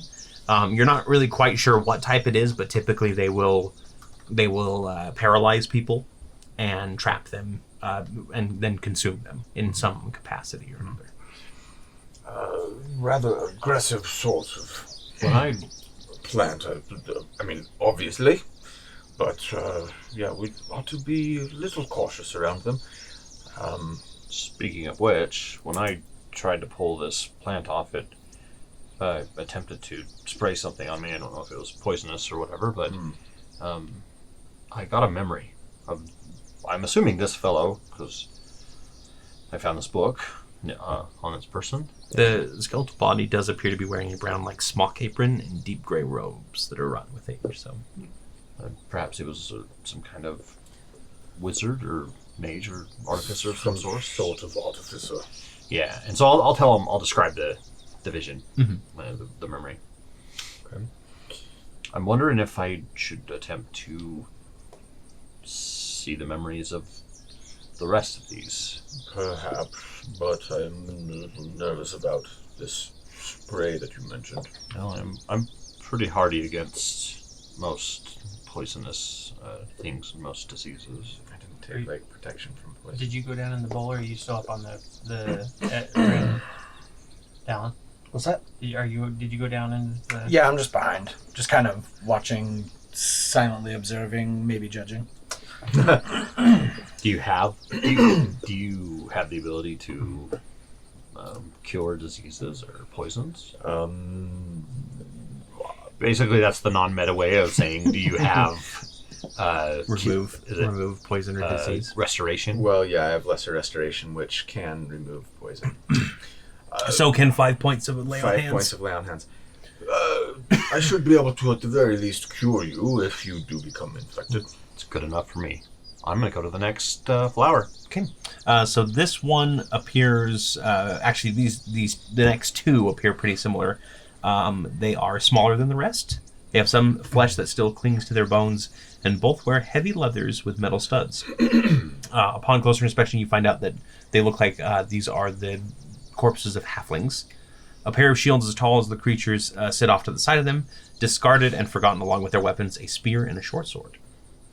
And are you just gonna like reach for the flowers and pull them out? Yep. Okay. I'm gonna see if I can. Give me another Constitution saving throw. An advantage one, since I'm resistant to it. Yep. Another dirty 20. Another dirty 20. Yep. So you're gonna go ahead and get this without the. Sorry. Hang on. Oh, also, did you search the rest of the body for the wizard? I'm assuming. Yeah. Yeah, you searched it all. You found 1,000 silver pieces. Okay. In a pouch. Okay, so the memory that floods your mind is of two halflings snuggled together under the stars. One, the point of view that you're seeing the memory through, has his head on the other's shoulder listening to his partner speak. She's always up there, you know, the halfling says. In the sky, I mean. Even when it looks like she's gone, Lunera always remains. It's comforting to know that, even when I can't see her, she's still watching over me. The POV halfling squeezes him a bit tighter before saying, "Over us, you mean?" And the partner looks down, blinking in surprise, then smiling brightly. "You really mean that? You're willing to follow her too?" The other halfling says, "Well, I'm really just willing to follow you, but if that means embracing the goddess of the moon, well, I'll do that too." And that's where the memory ends. Okay, I'm going to search them real quick, see if there's anything that isn't just the weapons. You find... I mean, do the weapons look like they'd be anything more than just gray items from an RPG to sell? Yeah, the weapons are basically just like gray items. Yeah, I mean, you can cast detect magic on them if you want. I can identify. Yeah. It'll take a while. You find 400 gold pieces on each corpse. So 800 total. Sorry.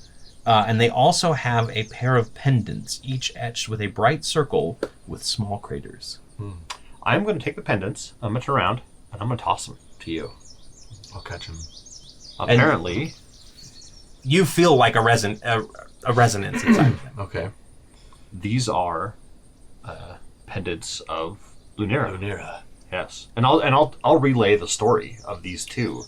And it appears they were followers of Lunera. Alomah will run up and like grab the flower Okay. and like Because you only used one. Yeah. yeah, like Give me pull a it. Constitution saving throw. Flicks. Wait, no. 18. 18. So you're going to succumb to the effects of this more than just that. So the rest of you watch as the stuff sprays in his face and he seizes up and falls over paralyzed. I'll make sure to drag him away from the vines. Yeah, the vines definitely like as soon as like he hits the ground, the vines are starting to like And I'm like, reach no. up and you just like pick him up. Yeah, you experience the same memory from the other perspective. Another point of view. Yep, and you get a few like extra things. You feel like the absolute warmth of the feeling of the moon's like, rays and all of her splendor too. You're looking up at the moon and it is completely whole and shining down on you. And it is a feeling of warmth and of care, and the halfling just kind of like he's kind of gripping the pen every now and then just to get a little bit more of that.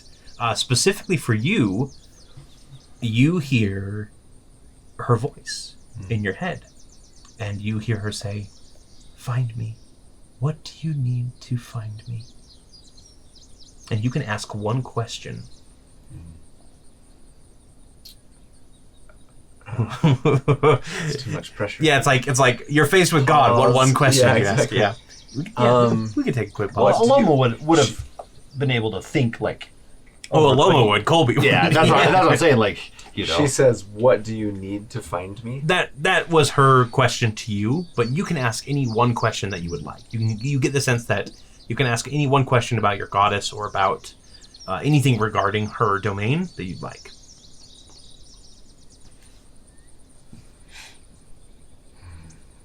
I think.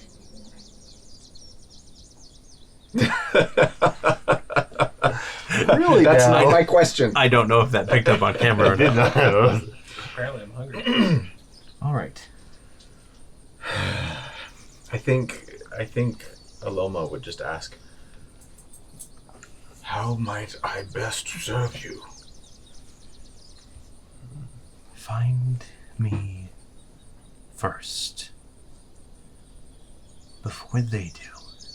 And then you snap out of it. "Where? You're still You snap out paralyzed. of it, you're still paralyzed. Yeah. Can I talk when I'm paralyzed?" I don't believe so. I think it's I specifically think you because can you can't speak take. falteringly. Maybe that's stunned. So is this like the Can't move or speak. Okay. What's the Rock movie when he gets like knocked out and paralyzed and like the fire's coming or whatever and he's laying on the ground and monkeys are coming after him? What?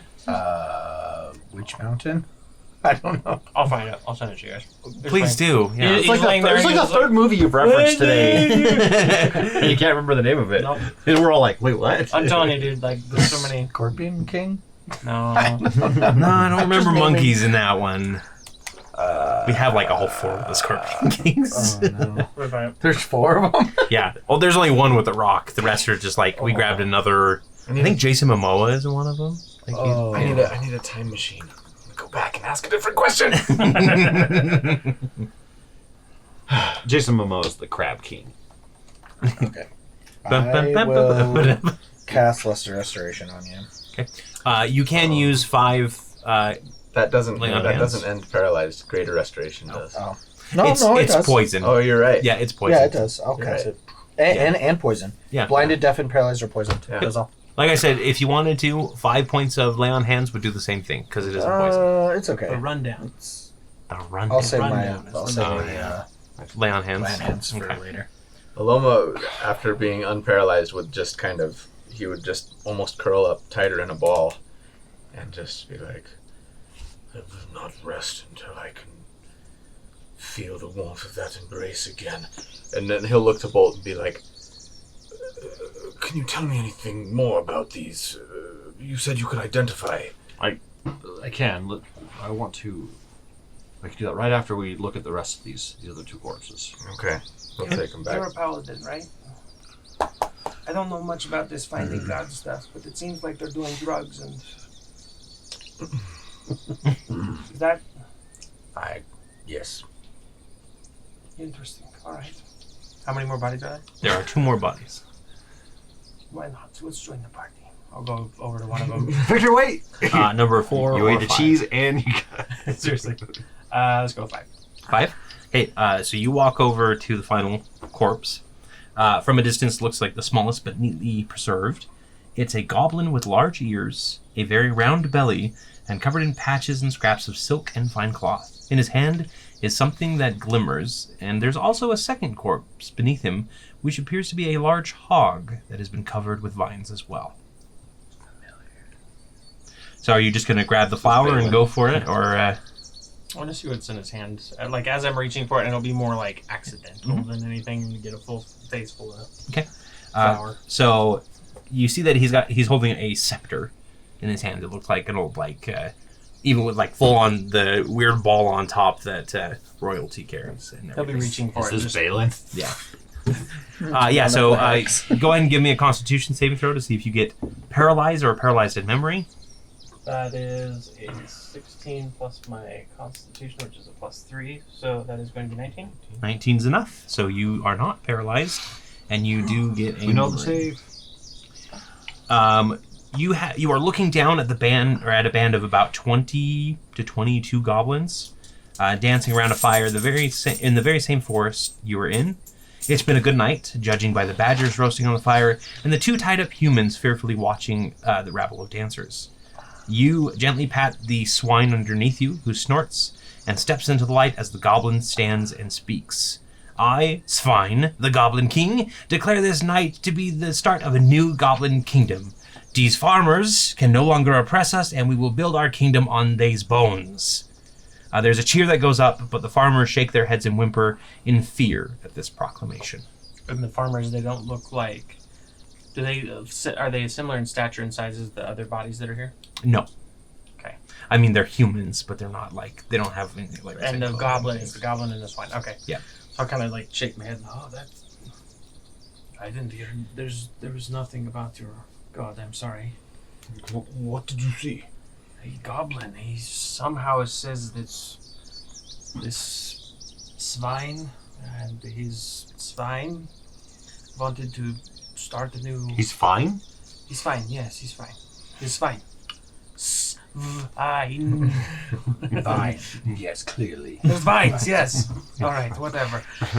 So I'll grab the scepter and be like, he says something about his You pick up kingdom. You pick up that scepter and you feel like a little bit of like burning in your hand, but then it fades away pretty quickly.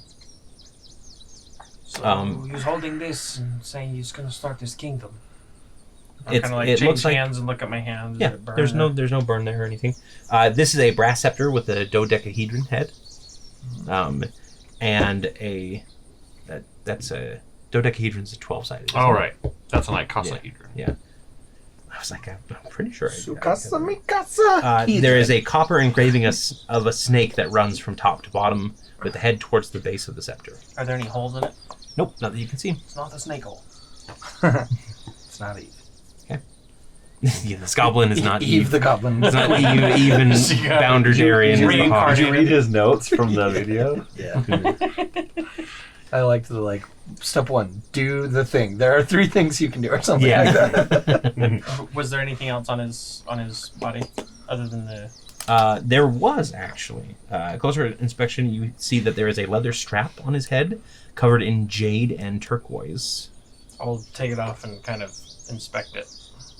The crown, I mean, a quick appraisal says it's about, it's a crown. Like, it's a strip of leather with stuff, with gems, like, stuck to it, with tiny little ties and everything. Looks to be about 50 gold pieces worth of turquoise and jade.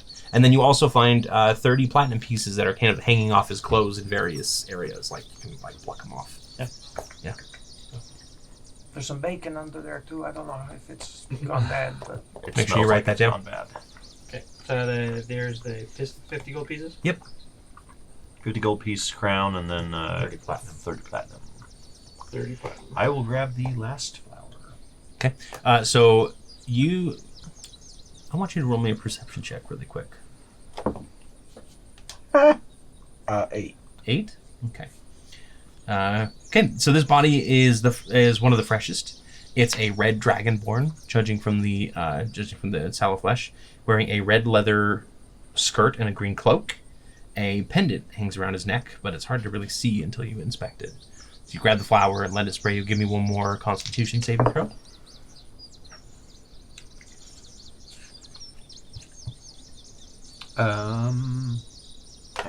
Math. 17, Flash of Genius, 20. Okay, perfect. You are not paralyzed. You are sent into this memory in a dimly lit underground cavern. You're sitting across a table from a kobold with black skin and fiery red eyes, who furiously writes on a scroll as you relay information. The latest attack went well. We lost 4 of our men to the assaults of River's Breach, but after burning the crops with our symbol and branding the dead, we started to see more recruits showing up from the local bandit groups. I estimate we've collected about 15 that are ready to be shipped back home and given treatment. No maintenance required on the thought extractor. Most of the main force is heading up towards Meadstead next, but I'll be remaining behind to hit a prime target for Spectacle, Hollow Ben Sanctum. The kobold finishes writing things down before rolling up the scroll and rushing off with the sound of jingling chains following him down the cavern.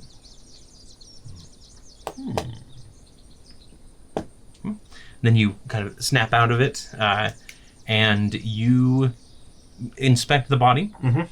There is a pair of curved short swords and a single dagger on him, just mundane weapons.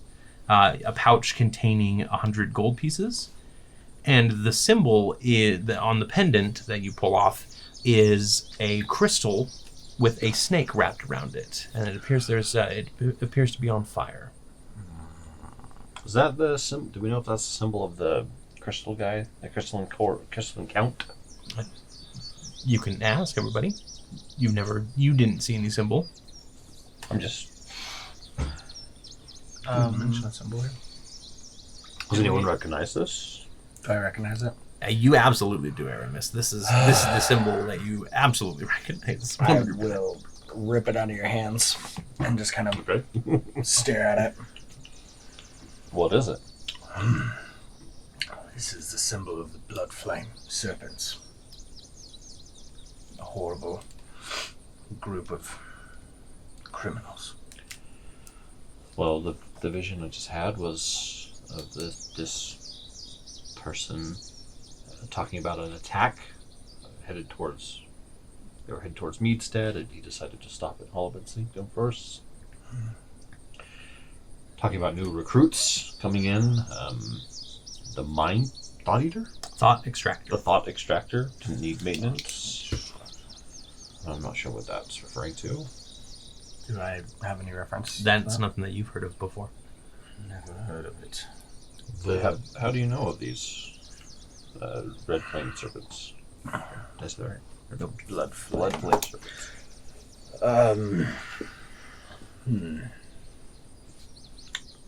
Let's just say we've crossed paths before, and probably will cross paths again, if I have anything to say about it. Does the design on this resemble anything on the goblin? No. The bandits, you said? Worse. They're mindless. They kill for spectacle, for sport, for any number of reasons. And they're large and growing fast. And they're a problem. They're blight. Sounds like something we might need to keep an eye on. They killed someone close to you. Tale for another day, perhaps. Passion fruit. Can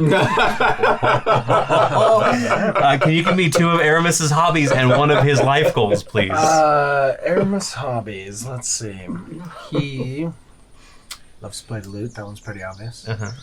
But he's secretly not that great at it. He's like, okay, he's middling. Another hobby. He's good with the blade, but more in like a performance way. Not quite knife dancing, but like Sword juggling. Yeah, sword juggling, like feats of, like tossing an apple up in the air and chopping up into a bunch of pieces. Fruit like ninja. that. Yeah, fruit ninja. Life goal to right a wrong in his own life. Would it be more specific? I don't know. What's the power of the... Maybe a little bit more specific. Okay. To get vengeance, get justice for Harambe. for a loved one. Yes, for Harambe. Now I can't believe I'm doing this, but then I want to insight check Don't against feed the you animals.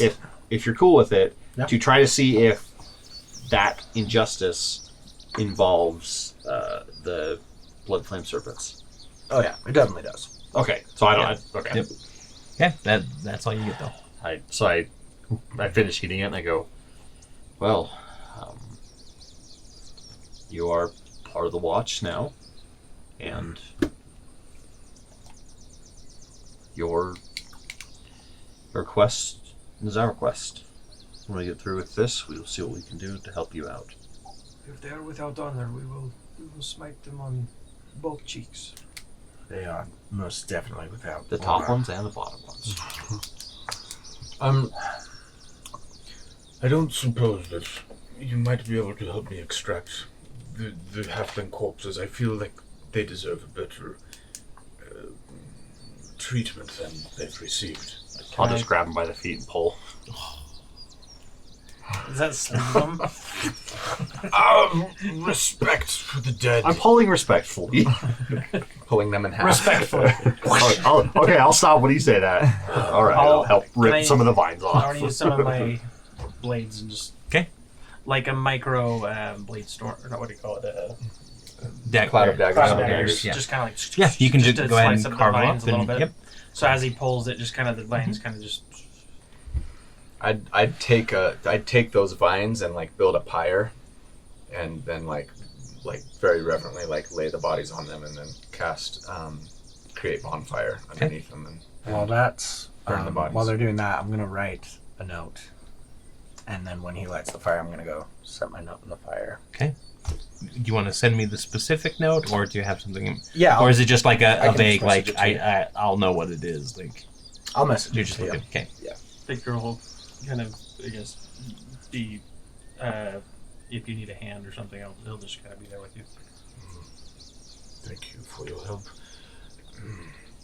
Aramis, what was that? Just walk away. Just say, Very mysterious. I'll say, I'm gonna get the detect thought spell. I'll be an open book, but right now is not the time. He's a puzzle. So be it.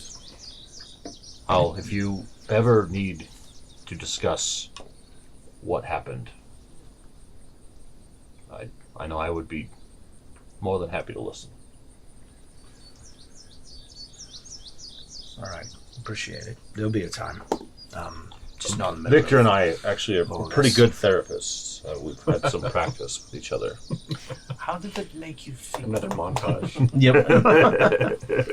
Bolt crying, like oil. But in the tub, like trying to scrub the blood on.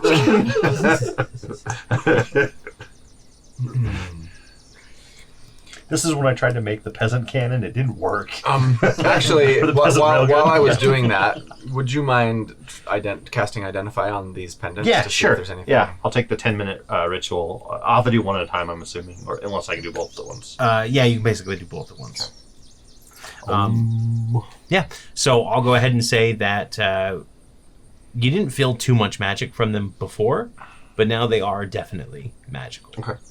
And you finish your casting, and the Identify spell. Let's see. You always ask this. You want me to read it to you? Yeah. You learn its properties, how to use them, whether it requires attunement to use, how many charges it has, if any, and you learn whether any spells are affecting the item and what they are. If the item was created by a spell, you learn which spell created it. Okay. So this Which is always lame when it has a curse, because then you don't get them attuned to it. I'm always like nervous about using Identify because there are a lot of cursed items that all you gotta do is touch them, like a scepter. I'm Or fine. a piece of cheese. I'm fine. Let me identify your cheese before I eat it and make sure it's safe. Do I hear any voices in my head? Yeah, some black speech. thought I had this ready. Is that So, you? have you guys seen the second? Yeah, we talked about I'm it. only halfway through. Okay. I love the opening scene when you see Morgoth or Sauron's. I mean, Morgoth's supposed to be Morgoth, right? Yeah. I'm It's like a thinking precursor. No, yeah. Because He was Morgoth, Sauron's boss. Melkor is Melkor. Morgoth. Melkor Yeah, is Morgoth they're the same. because they're and then Sauron, the necromancer. Sauron and Anutar, I think is what his English name was. Yeah, that's what I was trying to remember. Is that Yeah, Melkor and whatever is the same person. Yeah. Not to be confused with Falcor. Falcon Punch! That's what I was going to do to one of those trees in the orchard. Have you ever seen the machines? Have you ever seen the machines that they use? Yeah. That like put a big rubber strap around the tree and that just vibrates the whole tree and gets all the fruit to drop out. These are for like cool. walnut trees and stuff. And, yeah. This is now a chime of opening, equivalent to. I'm telling you this. Okay. So Chime of opening. the hollow metal tube, well, in this case, the moon pendant, measures however big. I don't need to read that part. You can strike it against something as an action, pointing it at an object within 120 feet of you that can be opened, such as a door, lid, or lock. The chime issues a clear tone, and one lock or latch on the object opens unless the sound can't reach the object. If no locks or latches remain, the object itself opens. It can be used 10 times. After the 10th time, typically it cracks and becomes useless, but this time the magic will just fade. We wouldn't want the moon to be cracked. That would be a weird symbolism that, and this is basically like the two shatters into little pendants pieces. together have formed into that, and you can kind of see like they've fused a little bit. Yeah, they kind of interlocked, and on one side it's like it looks like it's more of like a crescent. On the other side, it's kind of a crescent. It's a friendship bracelet. Yeah. Cool. I'll just take them reverently and be like, No attunement. No attunement. No attunement. thank you, and I'll put it over. Of course. I feel like I'm one step closer to being a true disciple. does the scepter allow me to? Is there I mean, any you can- inhibitions? no, All right. like you Then he'll don't- be like, "Hey, but, you want to look at this too?" Now, did you tell us that it burned when you picked it up? Did you flinch or anything? He would have kind of like, "Oh, that's weird." Damn it, like, Preston. then I hand it to you. Yep. Don't trust Victor. As you grab it, it burns slightly for a moment, and then the snake figure that's kind of wrapped around it comes out and latches onto your wrist for a moment. I need you to pick a first level spell that you know, please. Make it a crappy one. Thunderwave. Thunderwave? Okay. It's randomly select first level or lower. 1, 2, 3, First level or lower, so it can be a cantrip. 8, 9. I have 10. 10, I'll just go from including cantrips? Yes. Okay. I'll just do 1 through 10. Yep. Sorry, I forgot it was random. 5. That would be Cure Wounds. Cure Wounds. The memory and ability to cast Cure Wounds is lost for your character. Absorbed into the rod. And I'll go ahead and give you the identify here for free because I'm assuming you're going to do that. You see it like glow with power. There are 12 charges on this rod. I beat Victor to death with that. You beat him with the Cure Wounds rod. Every time I hit him, That's fine. That's fine. So it has 12 charges.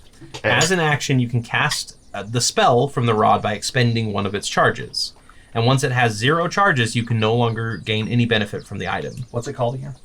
This is a... What did I give it a name? Did I even finish typing it up? Is it homebrew? It is homebrew. You always give me the half-finished items. Well, someone interrupted me last time with needing to clean up, so... and it's not finished yet, so we'll just call it Cursed Rod for now. If you lose or hand off this item to another creature, it regains all 12 charges, but maintains its hold on all previous spells from the item. Any wielder can use the charges on the scepter to cast the spells locked in. If this curse is removed from a target, that target regains the use of that spell, and the rod loses the ability to use the spell. How about Scepter of Skeksis? Skeksis friend. And actually, let's go ahead and do something here. because the goblin wasn't magical, but the person before him was magical. So there is one other spell on here. The Dragonborn? No, This came from the goblin. Yeah, this was from the goblin, but I had to say that before the goblin belonged to... Staff of Fireballs. It belonged to a wizard. And...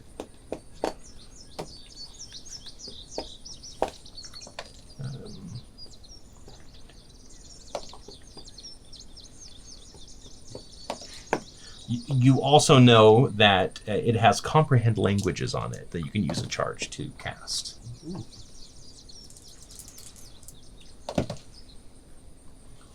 Okay. But there you go. So after it bites you, the snake wraps around it a little bit. Victor, we're going to have a talk about this. Talk about what? It's cursed, and you handed me a cursed item. I was fine. And now I no longer can cast my healing magic. Well, Well, I can with this, but I can't without this. look on the bright side. I mean, hear me out. It is good to always have a So as a player, I'm totally fine with this because now that we have someone that heals, I'm like, cool, I can get something else because it doesn't remove the ability to have a spell in there. So I would just have to grab one from the Artificer list again.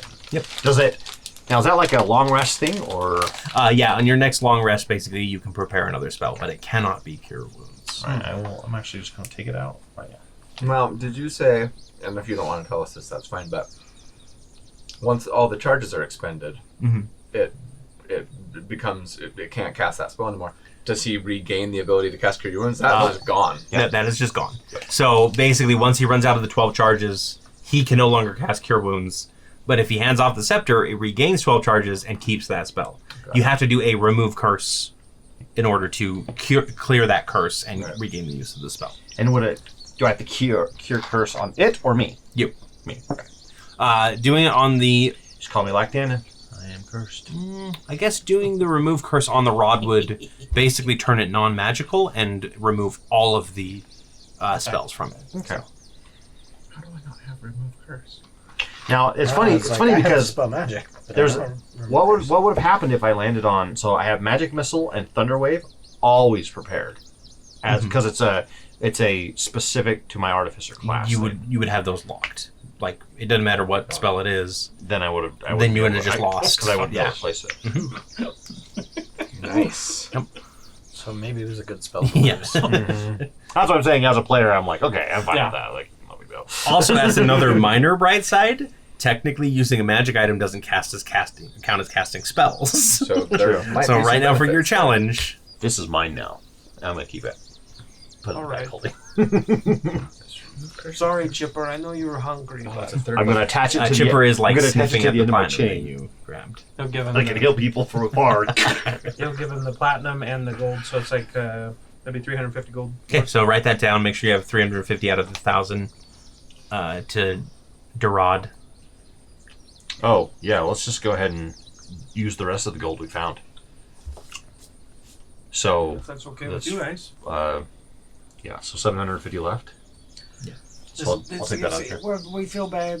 We kind of ruined someone's life once over a bad bet. I mean, mine was a good bet. But Did you say? Sorry, I missed that. Are we divvying up money?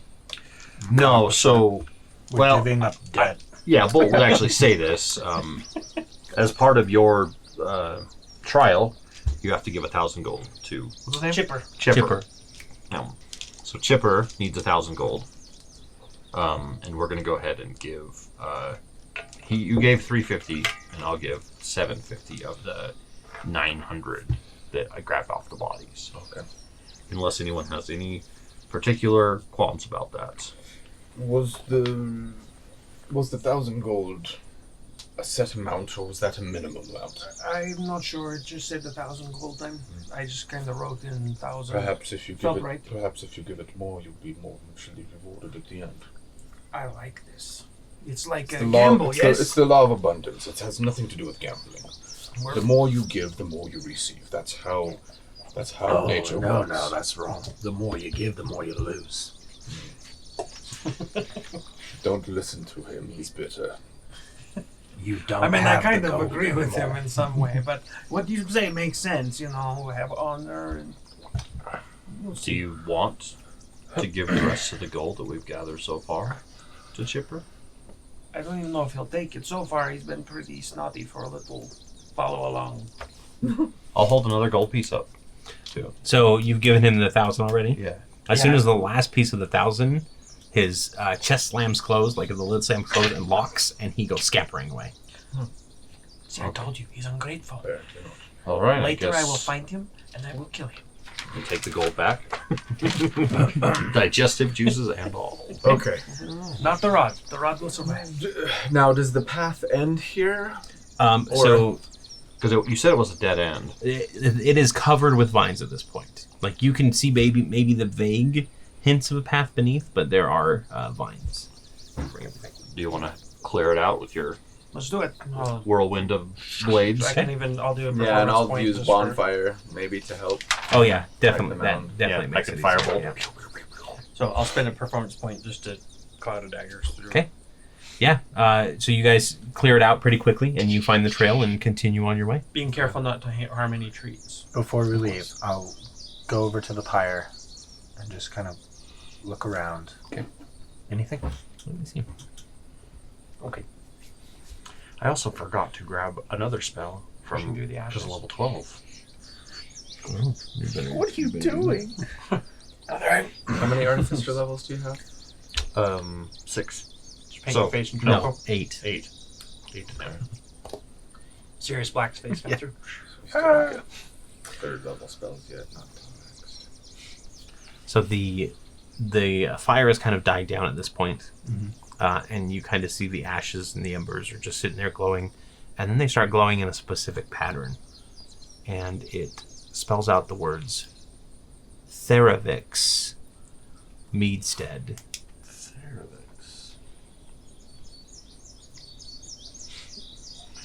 Alright, I will commit it to memory and drag my foot across it. Okay.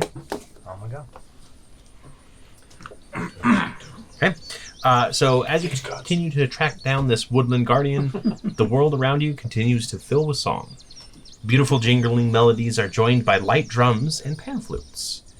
Eventually, you come across a more clearly marked path, a field of multicolored flowers swaying with the music that is parted enough for you to walk through and looks far more inviting than magical flowers would imply.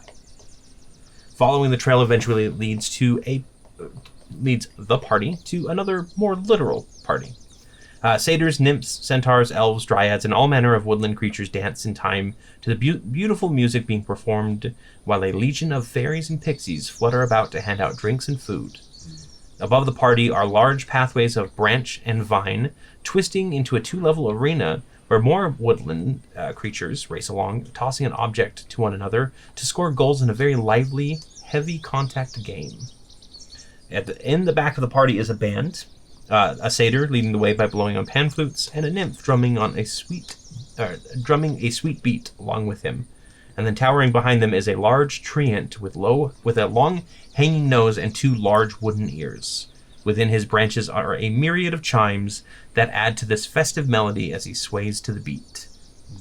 2 other figures also stand out among the throng of revelers. The first is a 1-foot-tall fairy that zips through the air, a tablet of wood in her hand and a frazzled look on her petite face as she appears to be coordinating the pixie and fairy staff. The other is easily recognizable by the group. A blue-furred wolfman reclines on a bed of moss, regaling a group of enraptured dryads with tales of and drinking wine from a ram's horn. You all remember Bosco? Mm-hmm. Yep. But this appears to be a very lively party. I'll try and get the attention of the fairy. Okay. The kind of frazzled looking one. She'll notice you after a moment and she'll zip down right to your breast and she'll say, "Yes, can I help you?" Would you by chance be Odessa? "That's me." We bring an offering here from Belladonna. "Oh, thank you so much for delivering that." And she kind of snaps her fingers 3 times and a large kind of swarm of fairies and pixies comes down and picks it up and flies it away to go set it out and scatter it on the long tables that kind of have food. She goes, well, welcome, travelers. We're more than happy to have you here. Feel free to partake of any of the food and drink that you'd like. It's all free of charge and free of debt, that's for sure. That's good to know. We were hoping, actually, that we might get an audience with the Guardian of the Forest song. I'm afraid that he's pretty busy at the moment. She glances over at the treant singing. We wouldn't want to interrupt him or anything like that. We can wait.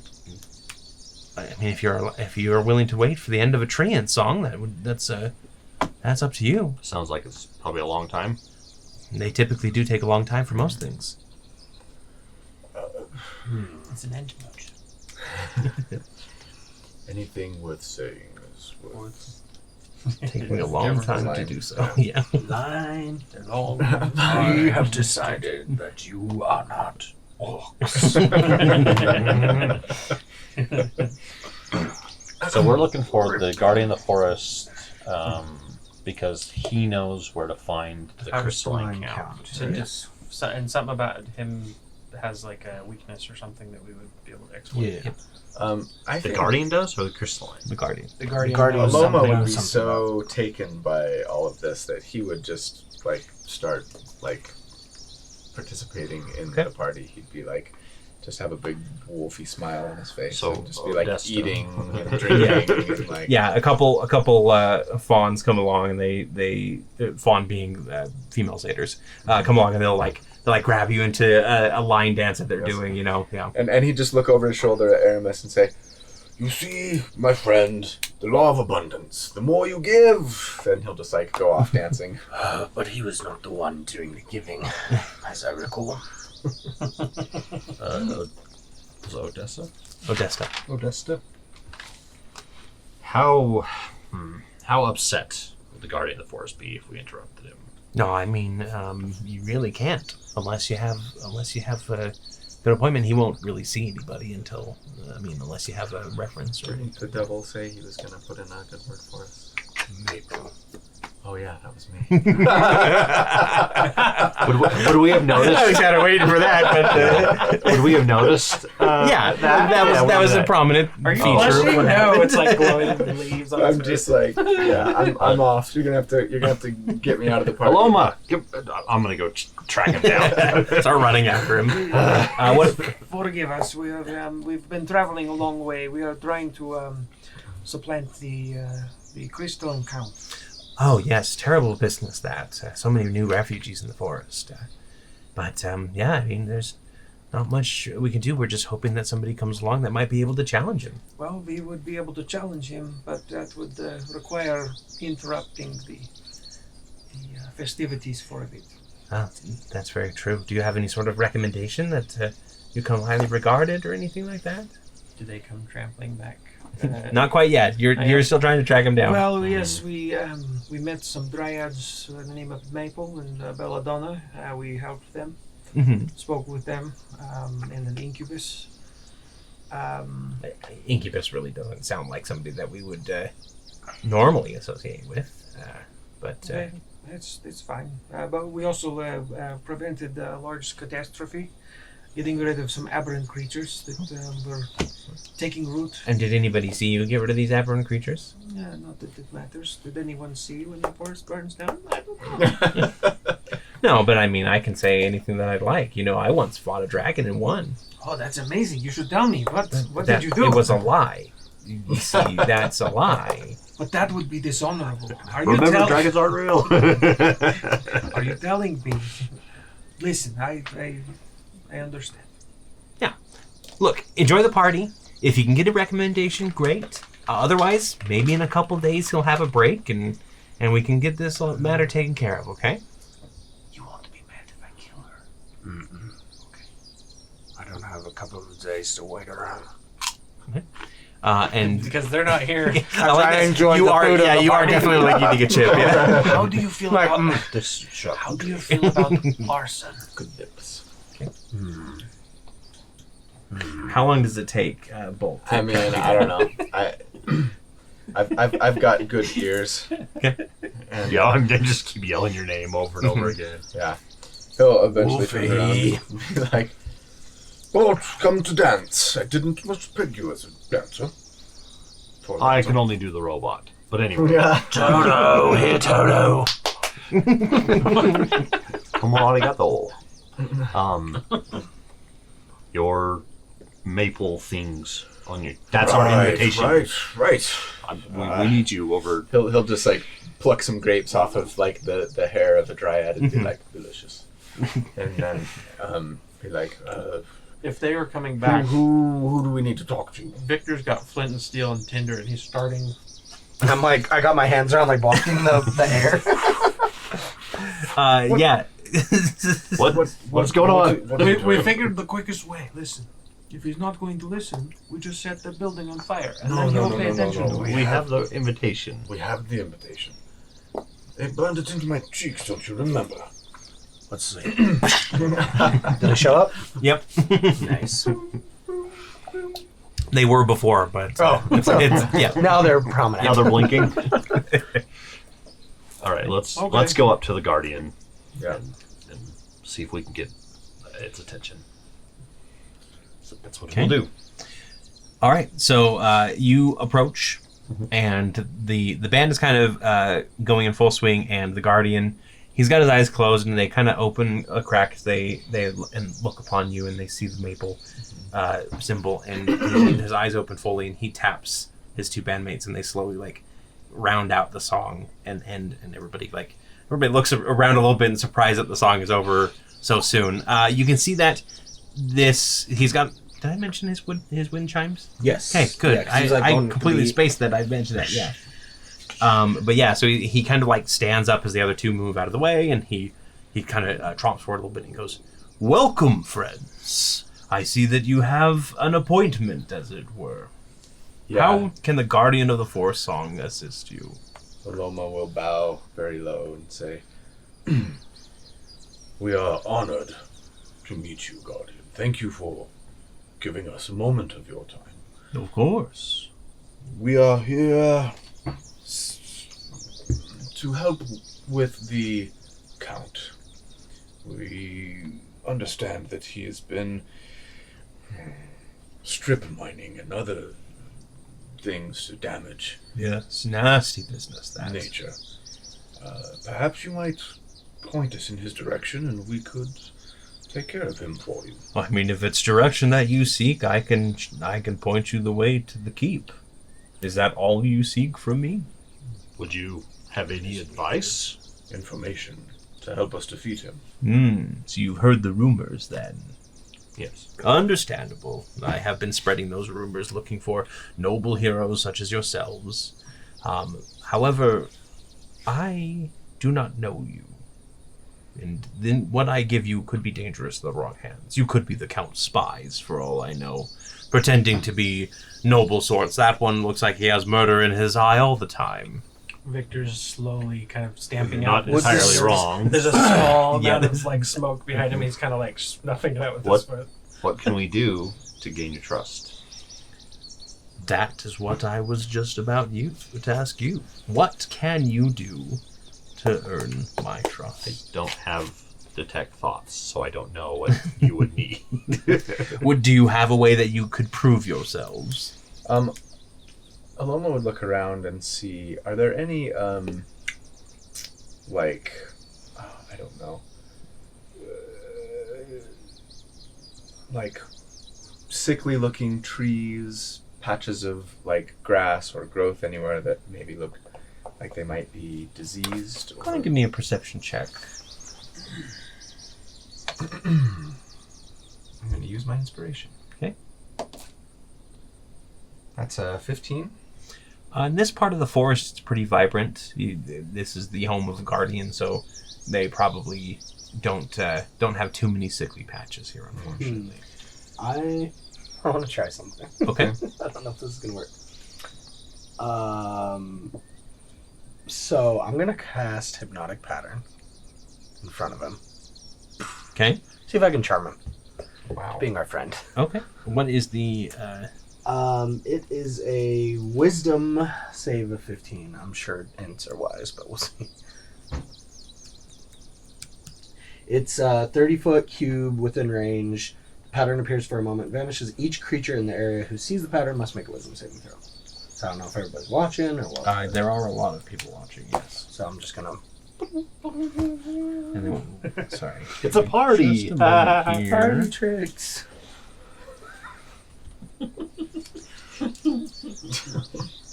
Show me I can trust you. All right. You are my friend. We have been. Says the murderer.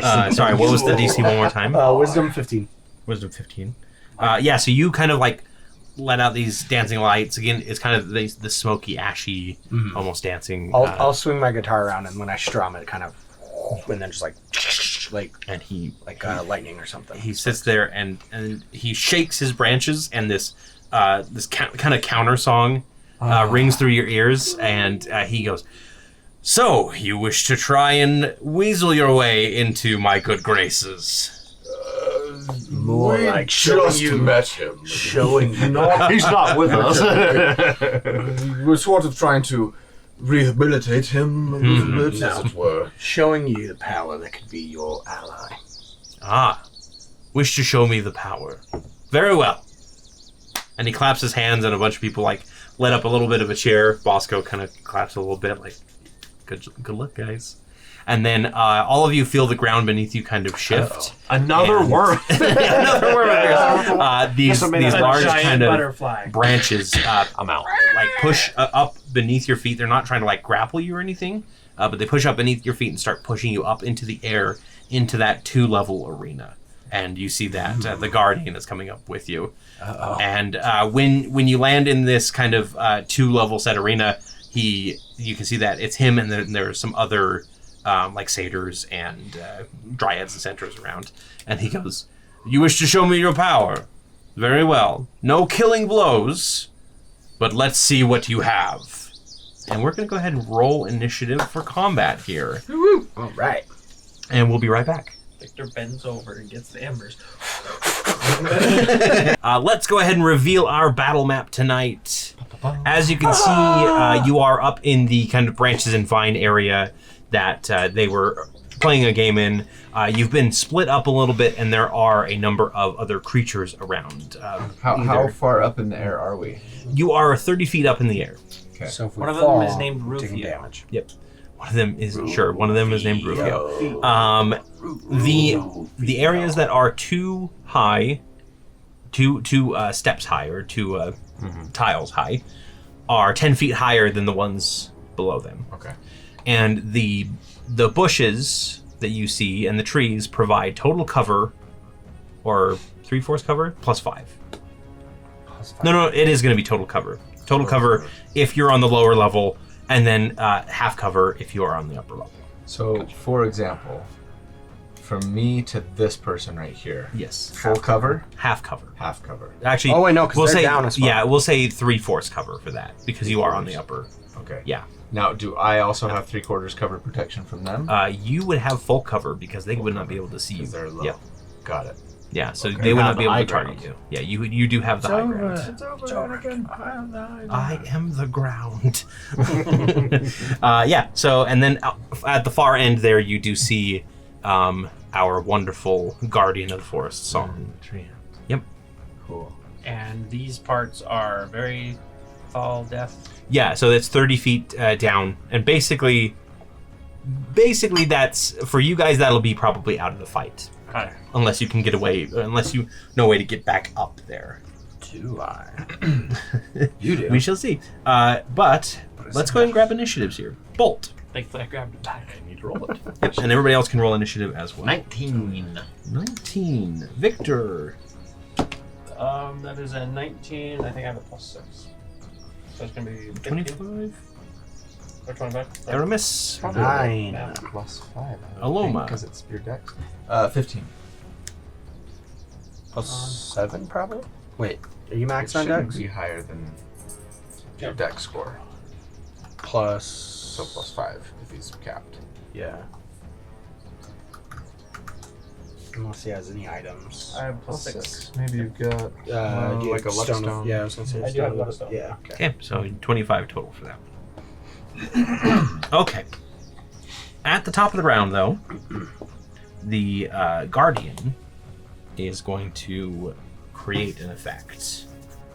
Let's see what it is this time.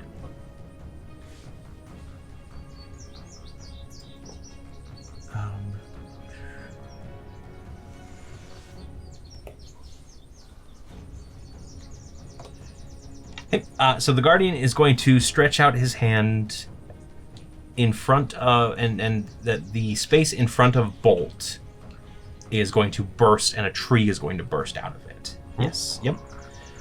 So I need you to make me a dexterity saving throw, please, Bolt. Is this the Guardian? That is the Guardian. Okay. Yeah.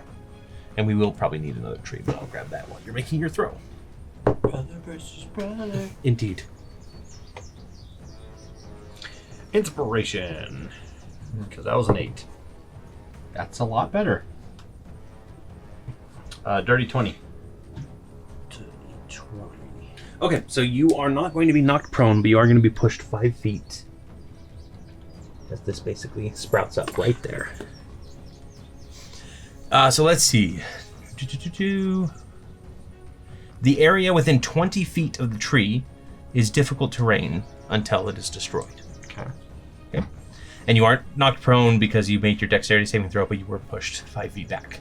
Okay, and then it is Victor's turn. Okay. This guy is 10 feet up. Yep, that guy is 10 feet up. And I'm up on here, so can I leap from here to here? Yeah, that should be fine. All right, and I'm going to attack him with... use a bonus action to cast Shield of Faith on myself. Okay. And then I'm going to use my action to attack him with Cinderhearth. What is it? 13 plus 9, so that's going to be 22. Sorry, plus 10. So that's going to be 23. 23? To hit. 23 will hit, yes. So that is 1. I'm going to reroll. Piercer. I rolled 1, that's a 4. So that's sorry, before you do that, can you roll me a Wisdom saving throw? Yeah. You need to start within 60 feet of this creature. 12. 12? So roll me one more time because you have disadvantage because you are frightened. In fact, you can't actually move towards them. So that's an 8. Yeah. So here, you can actually move towards them. I'm giving you an epic type because I forgot the rules of my own my own creations. Basically, you just get overwhelmed with fear on that creature for 1 minute. Okay. So am I able to duck back? You cannot move towards him willingly. Okay, I'm gonna move. And you have disadvantage against attacks. And if I duck, am I out of line of sight of him?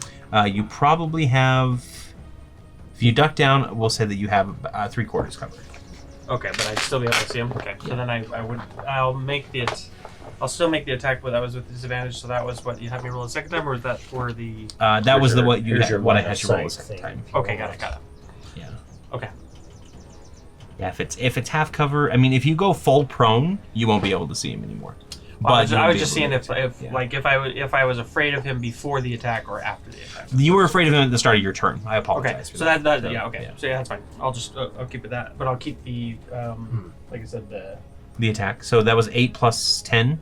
It's 8 plus 18 to hit. So 18 does not hit. He deflects that your dagger. Okay. As it comes streaking towards him. And so that'll be 1.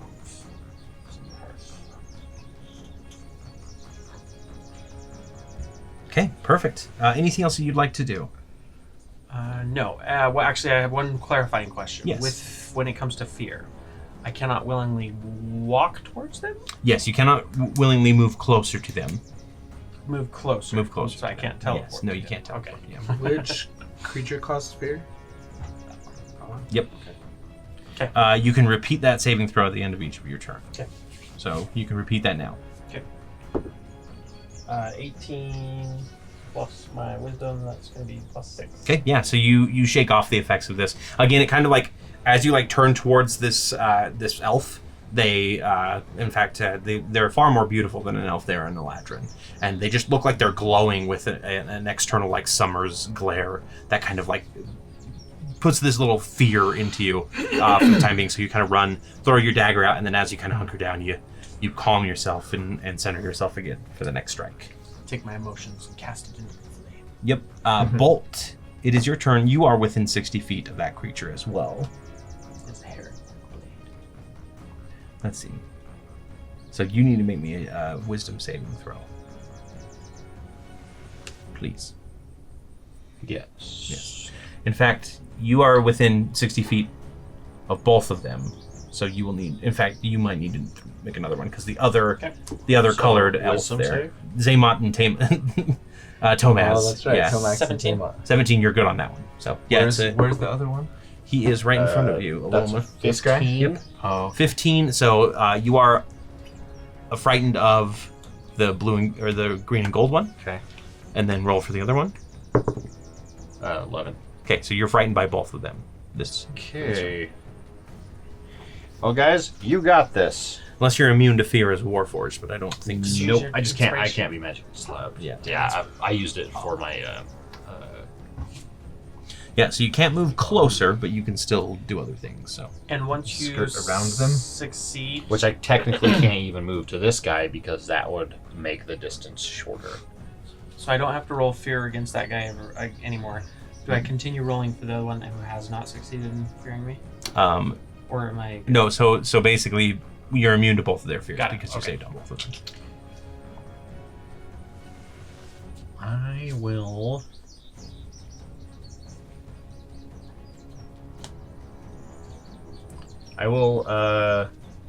Take out my light crossbow. Oh. Actually, can you hand me my binder, please? Purple one. It's like built in your arm. Oh, right. Just like two parts come out. Then Yeah. it's like a You've little been button. training with Callie. Assassin's Creed, just like Yeah. oh. Or Yeah. we did the same thought. Yeah. The same. Berserk, he has one in his fake arm. Yeah. And it's a Gatling gun. And just and then you can flip it back and boom, It's got a cannonball. cannon in it. Actually, no. Very cool. I'm going to use the wand of fairy mischief Oh. and do some mischief. Okay. Now teleporting closer to somebody. I'm not Okay, teleporting you're myself. teleporting yourself. Got it. I am going to point it at you, Okay. and Can you see him? I am. Yeah. Oh yeah. Yes. Yep. That is an open Yes, spot yes. right there. Yep. So let me see if I can get this right.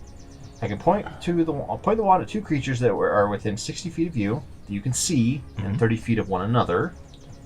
You may target yourself with this ability when you do. Each creature must make a dex save. Okay. So I want to point it at you, and then I also want to point it at. Let's see.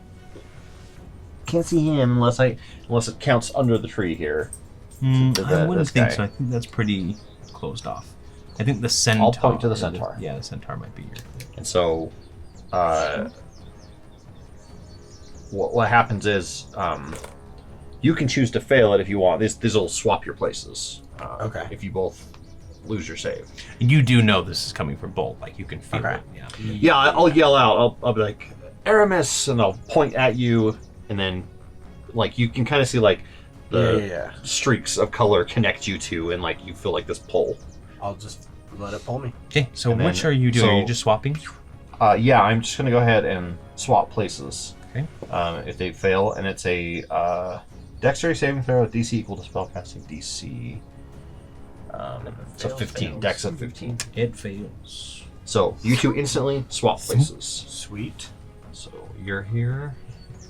And it's cool. goes here. And you hear like the sound of Glitterbug's laughter because you are casting this in her domain. So let's wild magic surge. Why not? But I'm not casting a spell, No, you're so I'm not. not going to Yep. break You're my using thing. a magic item. Creatures have disadvantage on the next on saving throws against the next spell you cast within the next minute that involves a saving throw. So more mischief abounds if you wanted to. Yes. You technically still have that. I do as not well. say. This does not fade at all. So, and that was the last wild magic surge that happened to you before the worm died. So, just That's so right. you know, That's right. So they have disadvantage. On the creatures next have spell. disadvantage on saving throws against the next spell that you cast. Okay. In the next, oh, it says in the next minute. Never mind. Oh. Sorry. Wah, wah. Darn it. Wah, wah. Okay. Anything else that you would like to do, Bolt? That is all I Make a all I couple can- saves against fear. We'll start with the one closer to you. Oh, there's more saves. Yep. Wisdom again. Yep, at the end of your turn, you make wisdom saving throws. 14 That is not a save. and 3. Not a save. You are just shaking with fear, as it were. Yep. Well, that satyr over there on the right is going to be the next to go here, and does not have a good line of sight to anybody anymore. Wow. So he is going to move. Let's see. Ooh, he's got a 50-foot movement speed. Yeah, he's going to go ahead and move around and jump up onto this platform up here, right in front of 30, 35. 40. Yep, right there. Does he need to make like an acrobatics to try to get up there? He does not. He might, but these are satyrs. I'm going to say that yes, he can jump 10 feet. His bottom They half can is climb goat, straight up. 45 degree or Exactly. Yeah, 90. these are not perfect, like 90-degree angles or whatever, so they can get up anything. And then he is going to land, and as he lands, he's going to make a trio of shortbow attacks against Victor. We're going to say this is still half cover, so you have +2. Because it's vaguely okay, but I'll go ahead and give you the +2 for it. So the first attack is a 25. Hits. Okay. The next attack is a 13. Misses. Deflect. And the third attack is lower. So 2 of the arrows come streaking at you, and you deflect them, but the third one is going to hit you for... I will Cloud Rune, Oh, okay. and I want to redirect it to the tree. To the tree? Okay. Yeah. Because it has a 30-foot thing, right? Yeah, Difficult terrain, everything right? in within 20 feet of it is difficult terrain. Yeah. Okay, yeah, so the arrow just kind of curves around and smacks into the tree. But it does not. The tree does not take an arrow and then fall over dead. It does say, well, actually, it does say different creature. Different creature? Yeah, this isn't a creature, this is an object. Okay, so- then I will use my no. reaction and cast Silvery Barbs. Oh. So they get disadvantage on that Disadvantage on that one. Okay. Yep. You're shooting for And 19. you have advantage on your next attack. one? Yeah, that definitely misses. So There you go. Perfect. So as it's coming, I strum in reverse. Yeah. Perfect. So yeah, all 3 shots just kind Drop detuning real quick. Yeah. of... the next to go is Thank the you. closest dryad over there. Nope, that one. Yep. And she...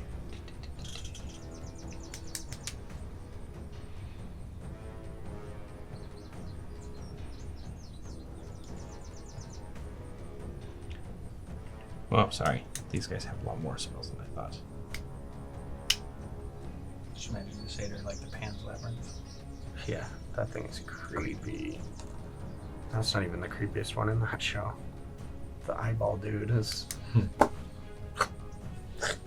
Yeah. Isn't that Doug Jones? Yeah, he does. He's all of them. I think he's both of them and every other Guillermo thing. He's everything in He's Guillermo del the Toro's fish movies. thing in Hellboy, and he's the fish thing in Shape of Water. Shape of Water. Yep. And he's the fish thing in Star Trek. He's just an aquatic kind of guy. Okay, she is going to move forward so that she can get a line of sight. So she's going to move over 1 to the left, and then towards me. 1, 2, 3. Yep, right there. So that gives her a good line of sight. Calamari.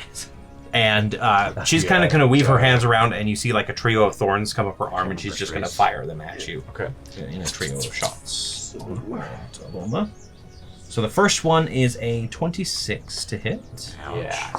The next one is a 14. Miss.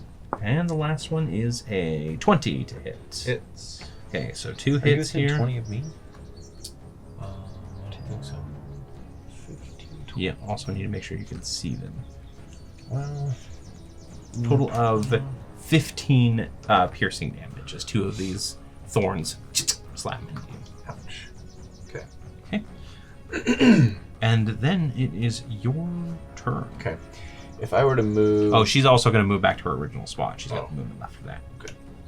If I were to move here, Would I have line of sight on this guy? You'd have to move one more back, I would think. Here? Yep.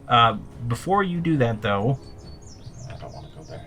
let's have you roll a pair of saving throws for me. Wisdom saving throws. Yep. One is a 17. That's a success. And the other is a natural 1. Natural 1? Okay, so the one in front of you is the one you're afraid of. Okay.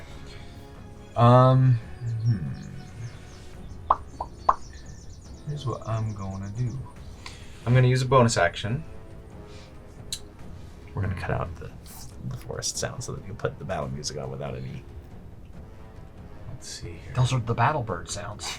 Chirp, chirp, chirp. It's just the peacock scream. Ah! Alright, let's see what happens. I'm going to... Okay, I'm going to cast... with my action, I'm going to cast...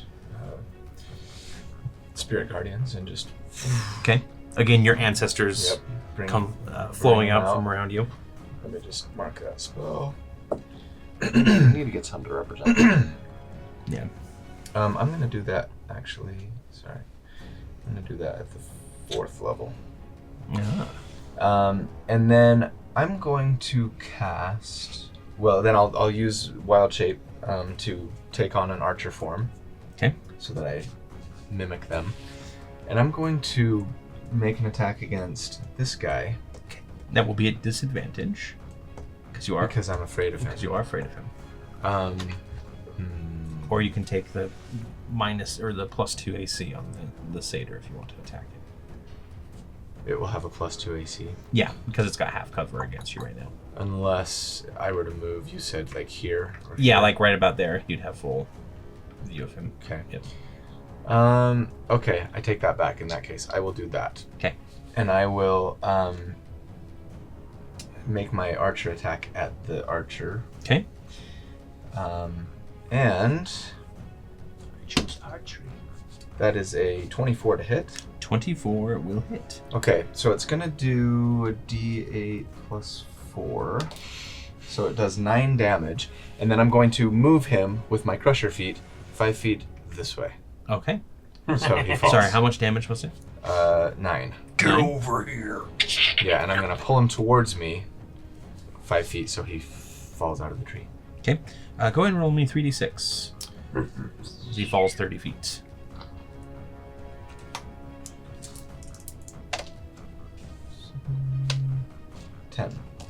10 damage? Okay. Mm-hmm. Yeah, you see him land on the ground. You hear him kind of hit the ground pretty hard. There's an ooh, and at this point you realize that there's actually a crowd around you. They're kind of up in the trees and in the stands. Mm-hmm. Are you not entertained?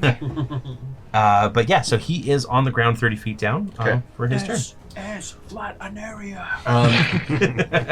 All right, and then that'll be my turn. I'm going to Save against fear. Save against fear, just 1, right?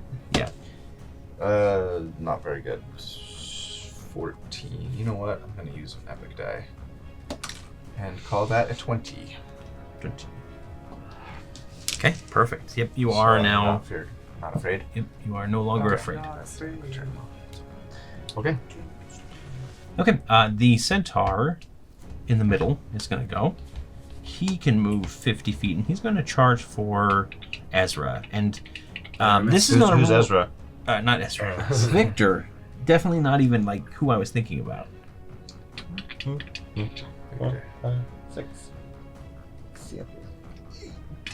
Okay, so he's going to come barreling down on you with a pair of attacks here. That is a 12 to hit you with his pike as he comes in, and you manage to like deflect that into the ground. And then his hooves are going to come up, but that is only a 9 to hit you. So you manage to duck underneath those as well. So, which is good because you didn't take the extra charge damage or anything like that. Okay. Then the other centaur, she's going to have to switch her weapon out and shoot at Aramis with her longbow. Okay. Which is far weaker. That's a 14 and a 17. Nope. Okay. So I'll just duck and weave. Yep, you just kind of duck and weave underneath. She looks a little confused at the fact that she's no longer where she thought she would be. Then we get to the Eladrin in the middle. And he is going to rush Aramis, actually. Shoot. How much speed does he have? He has... Really? 50 feet as well. Wow. These guys are good. These guys are good, guys. And if he's a ladder, and he also has face step. He does indeed have a face step, but he's not using that here. He's instead going to come down at you with his longsword. The first attack is a 25 to hit. That hits. Okay. And the other one is a 20 to hit. Those both hit. Okay, and this is going to be Tracy? 19.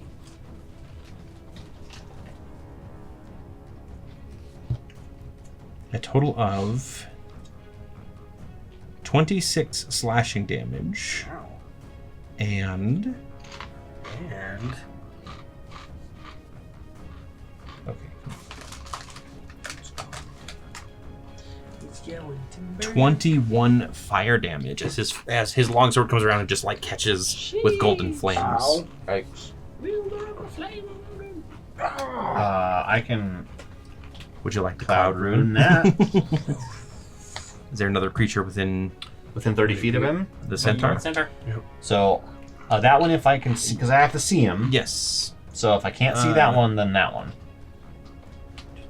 Because I mean, like technically, like as far as the models go, I can see it through the trees. But if this is like all blocked off area, Probably the other centaur. okay. So that's going to be we're gonna say that is.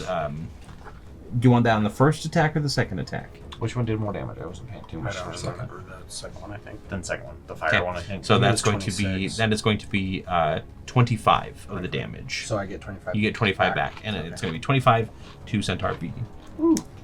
As he's coming. He hits you with that first slice, burns you, and he's coming around with the second one, and all of a sudden, there's this kind of gust of air and a rune flash, and it disappears from you, and you see the Centaur off in your periphery kind of stagger from the blow instead. Then it's your turn. I like with the wand. It's still in my hand. Mm-hmm. I need you to make me a pair of saving throws Okay. as you start your turn. Or Aramis.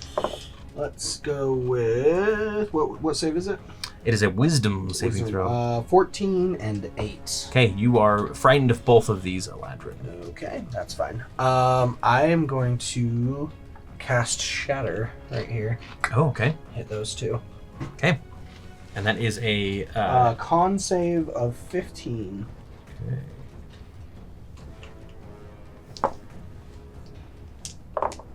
Well, the Eladrin doesn't make his save.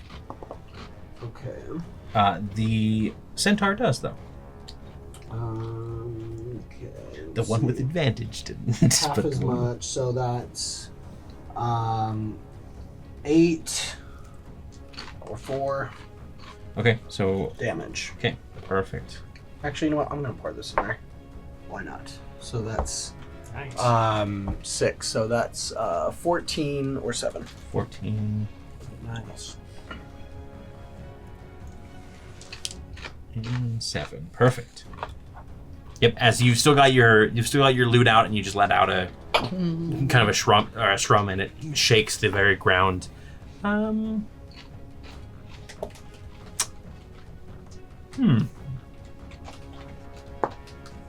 Yeah, we're good. Oh, I need you to roll me a d20. I forgot that you're wild magic. Magic. 2. Well, you're good this round. Surprisingly. I think I want to use my movements to get away. Okay. Actually, you know what? I'm gonna just stay. It's You're fine. just gonna stay there. You're just gonna face down your fear. Yeah. I'll Perfect. just face it down. Go ahead and give me another set of saving throws at the end of your turn. So that's it's wisdom, right? Yes. 14 and 13. So You are not still- saved from either of those. Yeah. That is fine. Okay. The other Eladrin is going to go, and he's going to rush towards. Can I bonus action real quick? Absolutely. And do Bardic Inspiration 4 bolt for helping me out. Thank you. So I'll just say D6. a song of good luck. D8. A song of get over here and help me. Ability check, attack roll, or saving throw. It's like those All flamingo right, so dancers. he's going to rush in at you. Sorrow. 10, 15, 20, 25 here. Yep. Okay, he's gonna take Does he make it? Does he have to make a saving throw? 17 damage, wisdom of 18. Wisdom of 18. He wasn't very wise for running in. Nope. But he did make his save. Okay. Wise men say. So half. So you said it was 27, Oh no, it's 17. 17, so 8. Only fool. Yeah, so he's going to rush up to you and let's do a pair of attacks. Okay. Help. The first one is a 24 to hit. Okay, I'll tell you the damage for that one. I was going to look the other one here. Second one, I'm gonna use one of my woes Okay, to subtract a d6 minus a d6. from what he rolls. Just running at you, and you're like, whoa. 26 damage total. 8 of it is fire damage, in case that matters. Okay.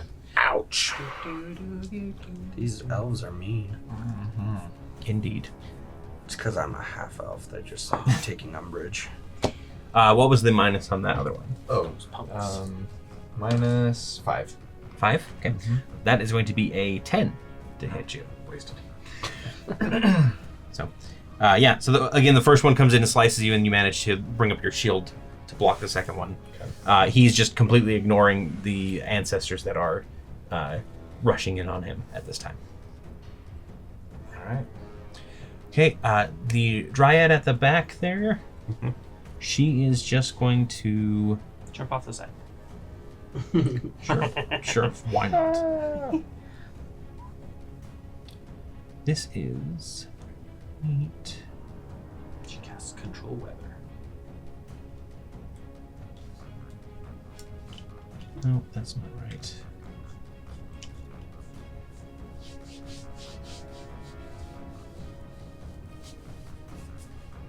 So she can see Aramis, or can she move to see Aramis? Which one? She would have to move Should have to. Move one over? to there, Yeah. I think. She can do that. Oh, watch out, Satyr. Oh no! Almost took a tumble off the cliff. So in she, that case, Took a tumble. she's going to shift over, and you see her kind of reach her hand up, and she's going to call down a moonbeam on you. Oh, man. So when you enter the spell's area for the first time, you start your turn in there. So that's going to be at the start of your turn. Okay. Yep. So Doesn't your cleric get like veto power on Moonbeam?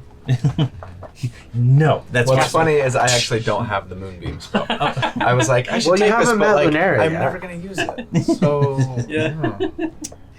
It's a missed opportunity. I mean, you just howl at the moon. You don't use the moon. Yeah, exactly. I serve her. She doesn't serve me. Yeah. Yeah, that's true. You're a simp. So I mean, right on him. Yeah, you don't, Yep, right you on. don't get high on your own So the supply. Eladrin will actually right. technically be in it. It's within a 5 foot. Oh, it's a 5 foot radius. No, it won't be right. It'll be Behind me. basically in that 4 foot square. Don't you try to gotcha me with my own monsters. This is when we Someone's find out got to. you're like That's what they call gotcha journalism. So the satyr that you Says knocked gotcha. off, Mhm. he is going to rush around just to the other side of the druid there. Or not the druid, the dryad. Yeah, basically just rush around to the other side of the path. 30, 35, 40, 45, 50. Yeah, it'll be 50. Yep, so right there. Here. Yeah, and he'll stop right there, and you hear him call up and say something in Sylvan, Okay. which, if anybody speaks Sylvan, Oh, I was gonna take it. I took Elvish instead. Orin. Nope, not this character. I bonk myself in the head with the comprehend languages scepter. on your turn as an action. Okay, so yeah, you just hear him call up, and you hear the dryad respond in Sylvan. Okay. And then it is the What does guardian's turn. Sylvan sound like? Very flowery. Yeah, it's probably like almost like a sing-song language. Lovely. Rustling leaves. An autumn wind. Weird words, bro. Let's see. So Sounds he like a is going seashell. Someone to. else sounds like a babbling brook. Yeah, they just go. The gargling water. Yeah. Like, we can get mouthwash. He's actually just going to stand there and he's going to shout at the satyr in the middle, and he goes, "You'll do better next time." And as he does, there's like this kind of tinkle through the air through his chimes, and he's going to give inspiration to that satyr. So He's so scary. He's a copycat. I was giving inspiration far sooner than you were, my friend. Victor. Okay. Actually, sorry. It's the top of the round, so he's got to do an effect. Okay. And that one is... A soothing song echoes out among the battlefield, and each creature feels their grip on their weapons loosen and feel like fighting this round would be detrimental to yourself. That's it. So everyone just goes, oh, for a round. Yeah. You're kind So of a it cute is Silva. Victor's turn. Yeah, you just kind of feel like this wave I of don't like wanna fight you. over you that's just kind of like, maybe I don't want to fight this right now. I will. You said each creature, that's including them. Right? Yep, it's including them. I will attack the How many weapons to lose? the centaur in front of me. Okay. That is a 19 with, and I'm slashing with Moonfang. Okay. That's a Wait, plus hold 11. on. Did we go through that whole round without attacking? Was that what you're saying? No. This okay. like that's just what came over the battlefield. It's not preventing us from Oh, attacking. it's not preventing okay, it you, wasn't though. like we were... It's a feeling, but it's not preventing you. from Okay. attacking. Sorry, I misunderstood. Nope, I just you're wanted fine. to make sure Yep. I was on the same Yeah, page. it wasn't just like a null round. Okay, I was like, oh, okay. Yeah. Roll the 19 plus 11, 30 to hit. 30 will hit. That's going to be 1d4 plus 8. I also have advantage. I'm going to roll, see if I get... How do you have because of advantage his- on this guy? Because of his... Silvery barbs. Oh, that's right. Yes. Mm-hmm. That's So- a great use for silvery barbs. And that means I also Can you do a get concentration ring? sneak attack. Oh, there. For- I need to. So that's make a concentration a 38 38 damage. damage. Yeah, you're my silvery barbs guy because it gives you sneak. So, are you doing non-lethal damage or are you doing lethal damage? Non-lethal. Okay. Yeah, you full on like the centaur like slammed his pike into the ground after you deflected it, and you just like kick up off of the pike and slam the butt of your dagger into the side of his head, and he crumples. Just break one of his legs. Nice. You can't do Seriously. anything at that point. Well, then they have you to gotta put shoot him him. Yeah. That's up to them. That's the lethal. Guardian's Okay. choice. Can't you just use greater restoration? Sorry.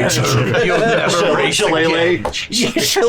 Because he's a tree. Yeah. So he's gonna topple to the ground. Okay. And then I'll use Shillelagh, movement. the pretty word for stick. So it's 5, 10, 15, 20, 25, 30. I'll run up to him, to the satyr, and be like, I've got enough of your tricks. I have one of my own, and I'm going to switch places with my dagger and make an attack with the dagger. Oh, nice. So I'll actually back up. So that it's Did you see in that range. I finally fixed the trees so they don't knock over as easy? So that is lower. That one was with the Cinder Hearth, which is a 10. That's 19 to hit. 19 will hit, actually. Okay, so that's a 1d4. That's going to be 3 damage. 3? Now, I'm curious if when I make that attack, I assume I wouldn't be able to use Cinder Hearth's burning on that attack. I wouldn't see why not. It's a magic weapon. Okay, Sure. So 2d10. Yeah. It's going to be that one. Shiny. Shiny. So that's going to be 9 and 6. It's going to be a total of 15. 15. Okay. Yeah, it slashes along. The fire kind of like picks up a little bit and sears him, and he just stumbles back.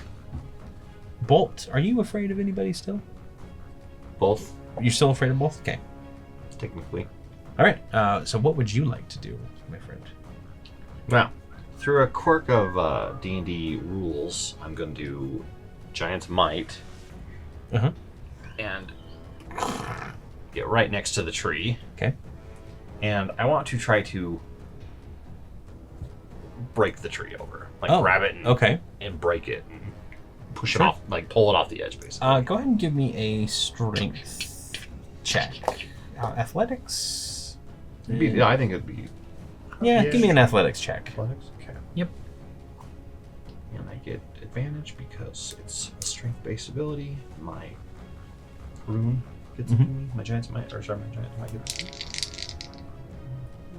Right, because it says Yeah. advantage on strength checks. This isn't a straight strength check. It is a strength check, yeah. Yeah. So just, advantage is fine. Athletics is strength. That would be 30. 30? Yeah, you definitely, rend the tree back and forth and rip it out of the other branches and just toss it aside and down 30 feet below. There's a gasp from the crowd. Yeah, he ripped the tree out. Monster! There's a dryad in the audience that's going, It was like one person in the audience. Like, they've switched sides. They're like the Russians in Rocky IV.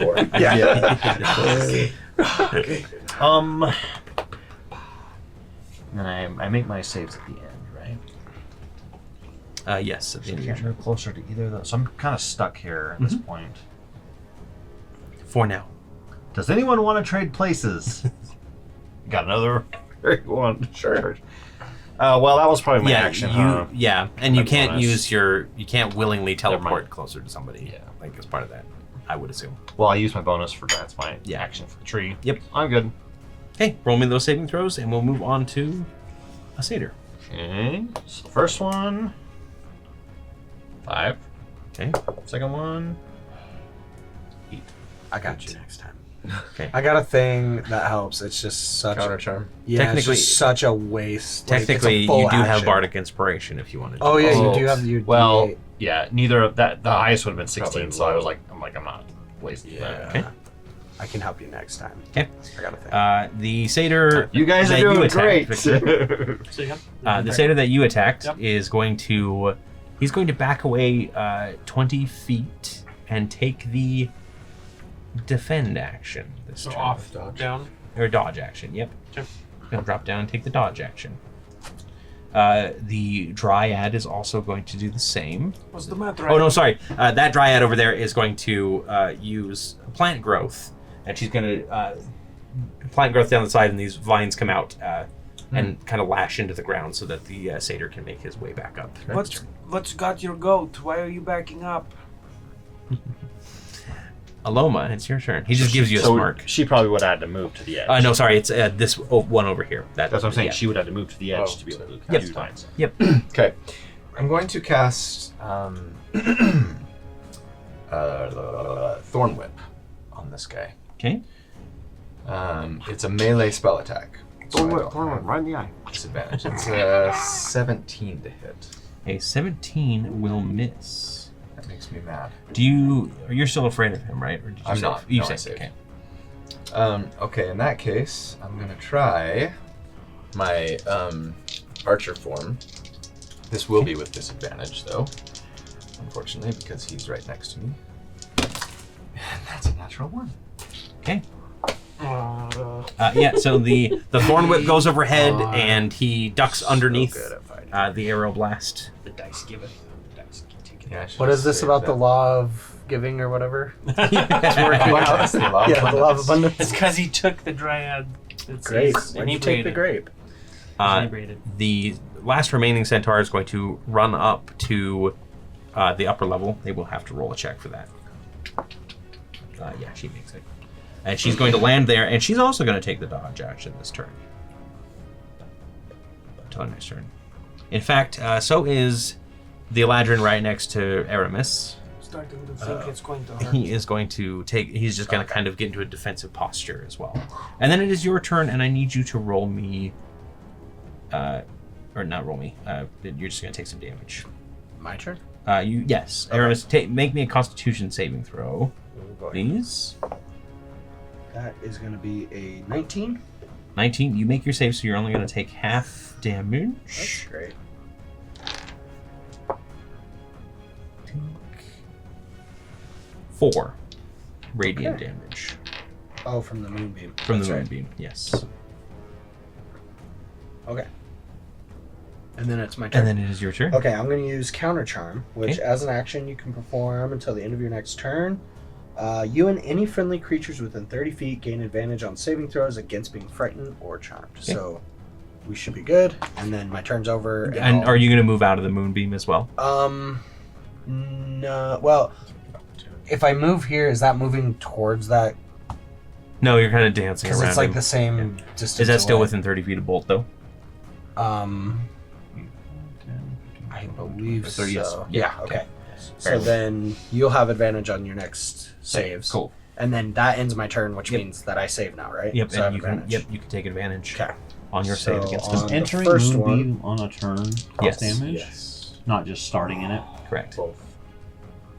Man, so poor. Use inspiration. On that one. Okay. That's better. How about it's a wisdom 19? 19 is a save. You are no Okay. longer afraid. Cool. And then I need to make that twice. Did you make one of your saves last time? No. Okay, yeah, you'll have to Okay. make it against the other one.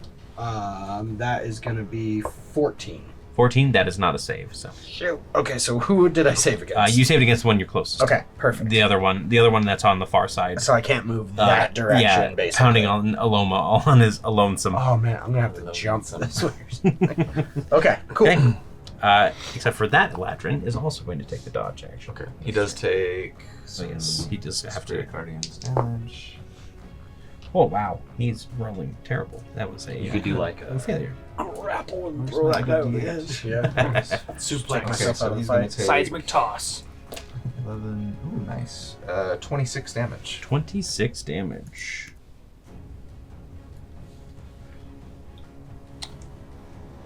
Okay. My ancestors are just cutting into him since I can't seem to hit him. He'll take the dodge action. The Dryad at the end there she looks a little nervous and she's not going to do anything. The Satyr's going to climb back up with his action. So I'll just end up right there. Yeah. And then it is the Guardian's turn. So, any creature who did not deal damage are infused with an invigorating spirit. You have advantage on all attack rolls on your next turn. Nice. And can attack an additional time with the attack action until the end of your next turn. Who did not deal damage? Who did not deal damage. I tried, but I failed. You dealt damage with your Spirit Guardians. Okay. Yep. But was it on your turn or during the round? It was not deal damage. Okay. Just during the round. Yep. So that's Does going to be ripping a tree you. off the- No, that doesn't count. Yes. So Alomah and the Dryad, because she dealt damage with the Moonbeam, you need to make a... And you. And me.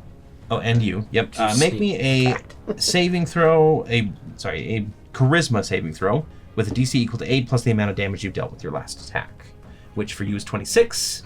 With my last attack? I didn't attack. Well, it's your last damage. Alright. And then Victor, yours is... I can't succeed. 30-something. Yours, no, Yeah, no. 'cause he This, did sneak. well, so the Hold sneak on. attack, but then he did Hold on. another attack after It's that. got it here.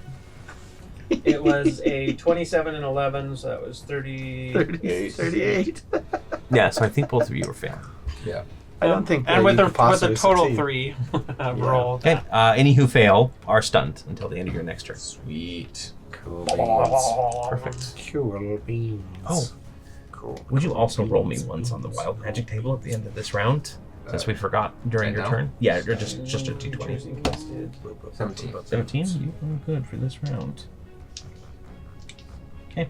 Well, at least you have double advantage. And then Just one advantage. he's also he is going to give bardic inspiration to the centaur in the middle now, and then we'll start the next round, and he'll do another effect here.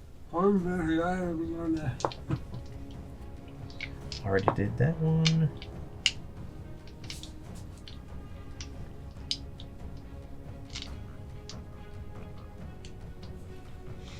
All right, so he is going to send out this beautiful song of hope out throughout the battlefield.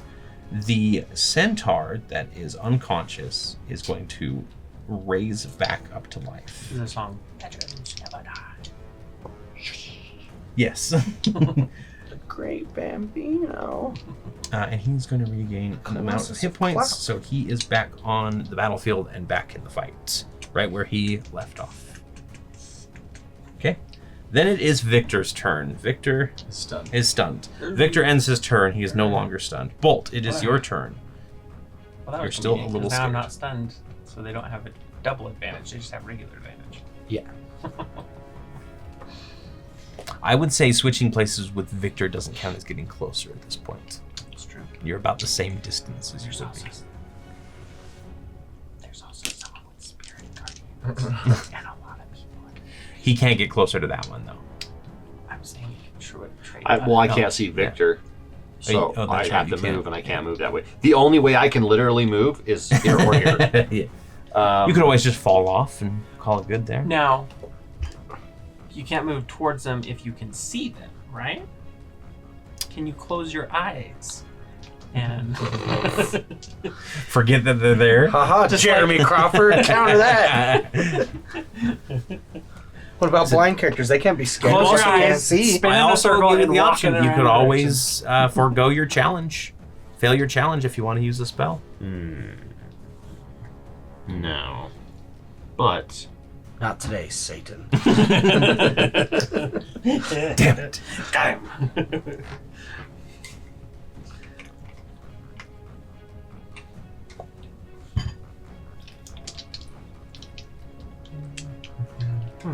so if I move back to here, Okay. can I try to swap Eladrin and her? Yes. They both need to make a. What was the saving throw? Because then you can move. Oh no, you can't. Well, I wouldn't, but you know, Yeah. you could probably hit If her you easier. swapped than- places with the person you're fearful of and ran at the same time, hear me out. You're not moving closer to them. You're actually moving away from them, technically. Well, that was my other argument. Was yeah. can I swap with the Eladrin? Yeah. and then Yeah, you'd be because you're running. not getting any closer to them. Okay. You're then I actually wanna- like putting them Then I behind. want to you. try that. Okay. I want to try. What to is swap the with what is Eladrin. the DC on that? It is a dexterity 15. That goes a Fey in another one. Besto friendo! Besto friendo!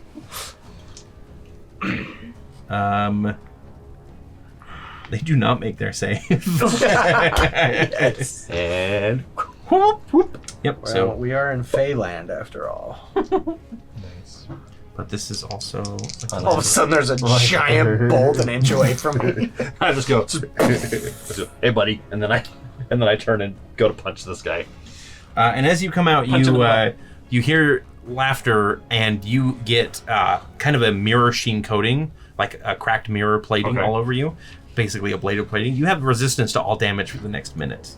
Yes! Whoa. Thank you, wild magic from the fairy dragons that love you using your wand within their domain. All right. Apparently. So, I have. What was the effect for not doing damage? What advantage on attacks? You have advantage on attacks And an extra attack. And an attack. extra attack. The Wand of Fairy Mischief was a bonus action? Or was that an action? Oh, it's an action. It's an action. But I can action surge. If you'd like to action search, yes. Might be worth it on this round, I would say. Yeah. The centaur's like climbing back to his feet, and you just come up behind him. And pow, pow, pow. So that would still be 3 attacks. That would though, still right? be 3 attacks, yep. So Get on the ground, I will get on the And you have advantage on them. advantage. And this is against the centaur? Centaur. Yep. Okay. First attack. Well, I guess technically they're up. Well, I'm tall enough, right? Yeah, you're tall enough. Go to sleep, go to sleep, go to sleep, go to I sleep. did not see what those rolled. So.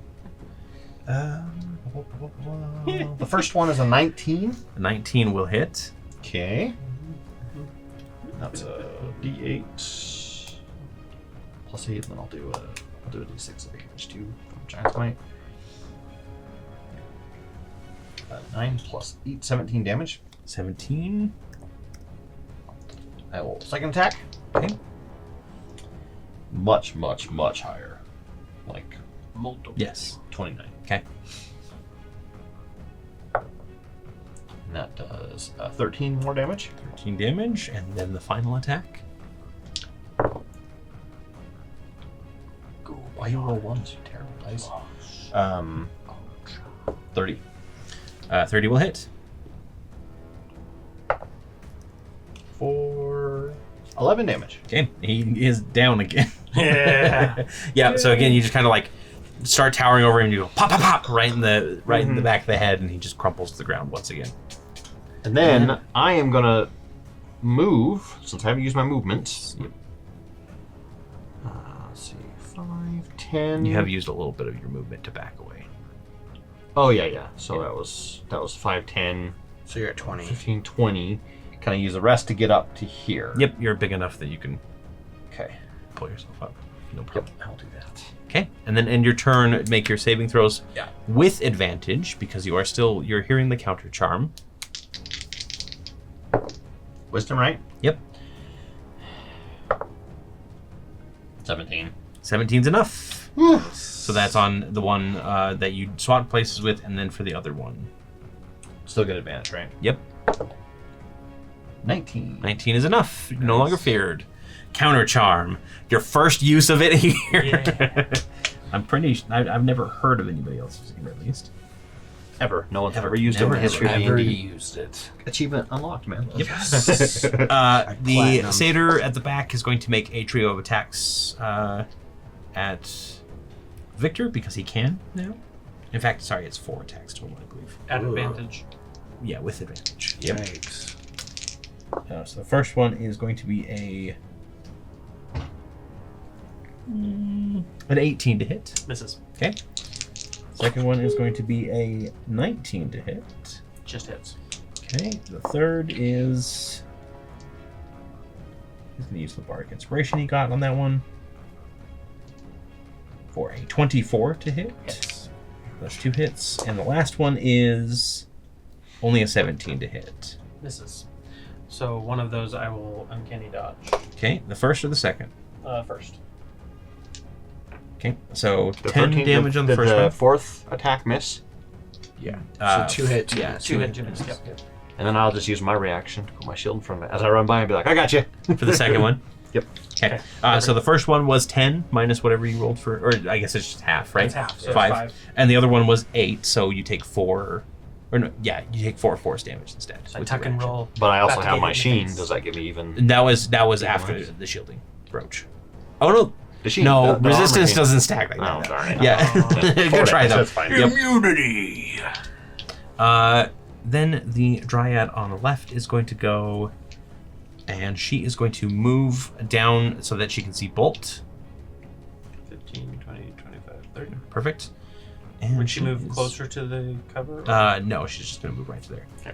And she's going to cast Spike Growth in a 20-foot radius centered on a point. Ooh.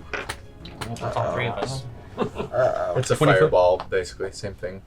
Oh, yeah. Except for it's a... Where is it centered at? Oh, it is a radius, yeah, okay. It's centered on... It's going to be centered on this side of the field to avoid... Yeah, so she can hit... She can get Was- these 3 if she Yep, wants. all 3 of you. So that is now difficult terrain for the duration. And when a creature moves within the area or into the area, they take piercing damage for every 5 feet they travel. 2d4. Or, yeah, every 5 feet. Mm-hmm. But it's double movement, so does that mean you take 44 per? No. first- It's just first you can only move at half half speed. okay. But for every You move 5 at feet half you speed. move, Okay, take yeah. damage. Yeah. It's been a while since I've used terrain stuff, so you might want to grab like a couple like notation squares for that area instead. Is my dagger in it? Your dagger minute? is in. Yeah. Yes. I'll just make sure that every time we need to use it, it starts at Aramis and goes All the way to there. to the dagger. And Yep. then to here. Perfect. And that is her turn. Alomah. Stunned. Stunned. No longer stunned. Congratulations. Thanks. Centaur A is dead. Centaur B, if she moves forward, she's going to be in the spike growth. Yep. Does she have... Does her pike have a reach? It does have a reach. Is it within 10 feet? Mm-hmm. Okay, so she's going to just stab forward at Victor. That is a 20 to hit. That hits. I already used my reaction. So you're going to take 14 piercing damage as she just stabs into this kind of bramble of thorns that this dryad has created. All right, so the Eladrin is going to go. The Eladrin B is going to go next and make so he's going to make a saving throw. Damage. I hope he dies, or I probably will. 12. Oh, that's bad. He does make his save, That's only 16 damage. so 8 damage. Okay, and then he's going to make a 2 attacks against you. He has advantage, right? No, you're no longer you're no stunned longer stunned. at the end of your turn. So, No, but he didn't attack on his turn. oh yes, he does The have blessing advantage. of, Thank yeah, you. and Here. that's for So Colby. I'm gonna, Yeah. I'm gonna, let's Don't worry, guys. If you die, I'll bring you back to life. Yeah. But if I die, I'm gonna well again Okay. Shield on of this Faith. first one. I rolled a natural. Oh, okay. Thank you. Okay. So what is the negative on that one? 6. So that is a 12. Yay! That would have hit me. Did it. And then the second attack Good work. is higher. It is 25 Yeah, that to hits. hit. So 13 slashing damage Okay. and 16 fire damage. Ow. Okay. And that is his turn. Oh, I gotta make a con save. Yes, make one con save. Aramis, it is your turn. Okay. You are no longer within the moonbeam. So, Make a but if I move, concentration check. I just if I move this way, I'm getting both spike growth and moonbeam. You will not be getting spike growth because I think you're on the edge of spike growth. You are on the edge. You would Yeah. get You out only of get spike growth if you move. If I move this way, Yeah, you don't take spike growth damage unless you move through it. but I would take But you would take Moonbeam. moonbeam. moonbeam. So Yeah. if I go this direction, You could leap. is there? Yeah, would I be able to make like an athletics and jump Absolutely, across? you would Okay. be able to. That's 20 Let me feet do away. that. If you Why do you miss, think check Why do you that think away. I made gaps? Yeah, 10 feet away. Okay. Okay, what do you want me to do? Give me an athletics check. Standing long jumps work. I always forget. We Certain do amount of not use feet per strength the score. standard Yeah, rules okay. for that just because they are always so confusing. Because elephants can jump 20 feet in the air and a cat can't. Athletics, you said? Yep. 11. 11? Do you have advantage? No. I would say that is not enough to jump that 10 feet. Shoot. Okay. Give me a dexterity saving throw to see if you can grab onto either, or the ledge that you're on, basically. Dex, 22. Okay, I'll let you go ahead and grab onto the ledge and pull yourself up as your full movement. Couldn't use all my movement. Yep. Okay. Shoot. Well, You're like, no, this is a turn. I have idea." advantage on this turn, and now I don't get to use it. Okay. No, Dang it. sorry, on your side. Oh, yeah. Side. So I don't make it across. Yeah, basically you start to jump and you feel like the vines or the thorns catch you and kind of like twist you around, so you grab Do you have one, a grab onto your spell, like range. a ranged attack spell? Yeah, I do. But Or a ranged weapon? Something cool. Let's see. So let's do a spell then. Since I think I have switched the movement. Eladrin up, but that's okay. I will. I'll try and help others, I think. So I'm going to cast Fairy Fire here and try and get these two. Yeah, standing long jumps are Very half your strength. Yeah. Half my strength. So what is the roll for the fairy fire? 15 dex. They makes sense. both It's- do not make their save, Okay. so both of those are So covered those in guys fairy are fire. fairy fired Okay. for future turns. And then go ahead and roll one more saving throw because I think you're the last Yes, one. I still got. Mhm. What's Were you still afraid? No. Okay. Do I don't have advantage No. from the tree, right? That was only for Nope. attacks. That was only for attacks. That's gonna be 18. 18. Okay, you're no longer afraid. Oh, There are no more goodness. fear effects Yay. on the field, right? Woo. You took care of both of yours. Yeah. Oh, I need a concentration rate, by the way, Yes. for fairy fire. Cool. All right. Then I'll just end my turn. Okay. The Eladrin over in the corner is going to use his face step and step right next to on Aramis on the other side, so he doesn't get moonfired. Scott, that would be yours. Yeah. Thank you. So into 30 the spike feet. growth. But he Yeah. doesn't move through it. Right, I'm just saying he's in it. Yeah. So. Yeah. Yep. So he's in it. He lands down and he's gonna make a duo of attacks against you. Welcome to the The party. first one is a 15 to hit. That'll miss. And the second one is far higher, 27 to hit. Yeah, that hit. Okay. That is going to be Spike growth 22 with slashing with damage. Force movement. Force movement. 22 slashing. Yes, and 5 fire damage. So 27 total. So my save needs to be half of 27. So Yes, 14, 14. 13, 14. Or, yeah, 13. It's always rounded down. Okay. Yep, that is 24. Okay, perfect.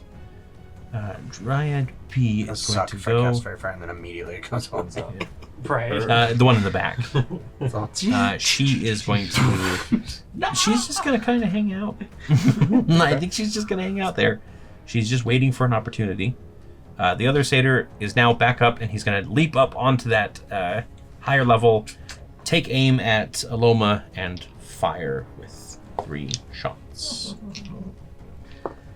That is a 9, Miss. an 18, Hit. and a 16. Miss. So 1 hit for 5 piercing damage. Perfect. The Guardian is going to go. He's going to go ahead and give advantage to that Satyr. In the back. Yep, or not advantage. What do you call it? Inspiration. Inspiration. Okay, and then we get back up to the top of the round with another effect.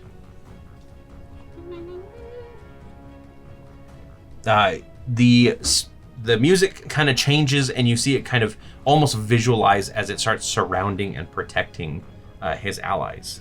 So each friendly creature in range has a barrier. Treebeard casts Sandstorm. Super effective. Okay. Victor, it's your turn. All right. I will not move, but I will. You have advantage on that. You can teleport. You can switch places with your dagger if you want. And I'm you have gonna advantage throw- on him. So you'd get sneak. Right. So I'm gonna throw, or I'm gonna. See, he's 5 away from. Yeah. So I'm gonna throw a dagger at him. Okay. And make an attack. So the first attack, this is gonna be with Shadow Song. You have advantage. So that's 12 for the. Oops. Advantage for what?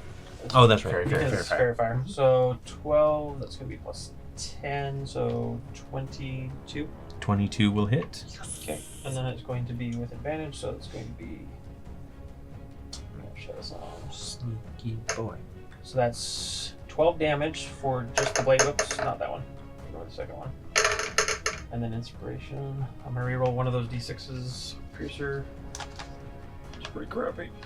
Stolen. As per usual.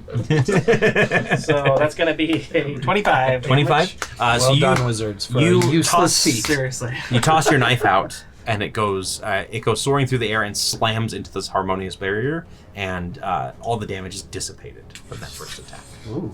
All right, I'll try again. I'll use my bonus action, performance point. Okay. And I'll switch places with the dagger and attack him again. That one's not as... You have advantage. That's advantage. So I have a 5. It's not that much better, but I'll take it. So that's 20. 20 will hit. Same thing. So this one's going to be with Mist. So nothing special. So that's 11 damage. 11. Plus sneak attack. Nope, you don't. Oh, wait, have no, sneak. not Yep. sneak attack because the first one had it. So it's Yep, just the 11 first one had damage. it. Yep. Okay. Yeah, so swap him with the dagger, please. Which one? Yellow? The yellow one. Knocked over a hinge. That's okay. That Don't was the hit you sound guys. from the crowd. Ooh, yeah. Party foul. Okay, and then if there's nothing else, it is Bolt's turn.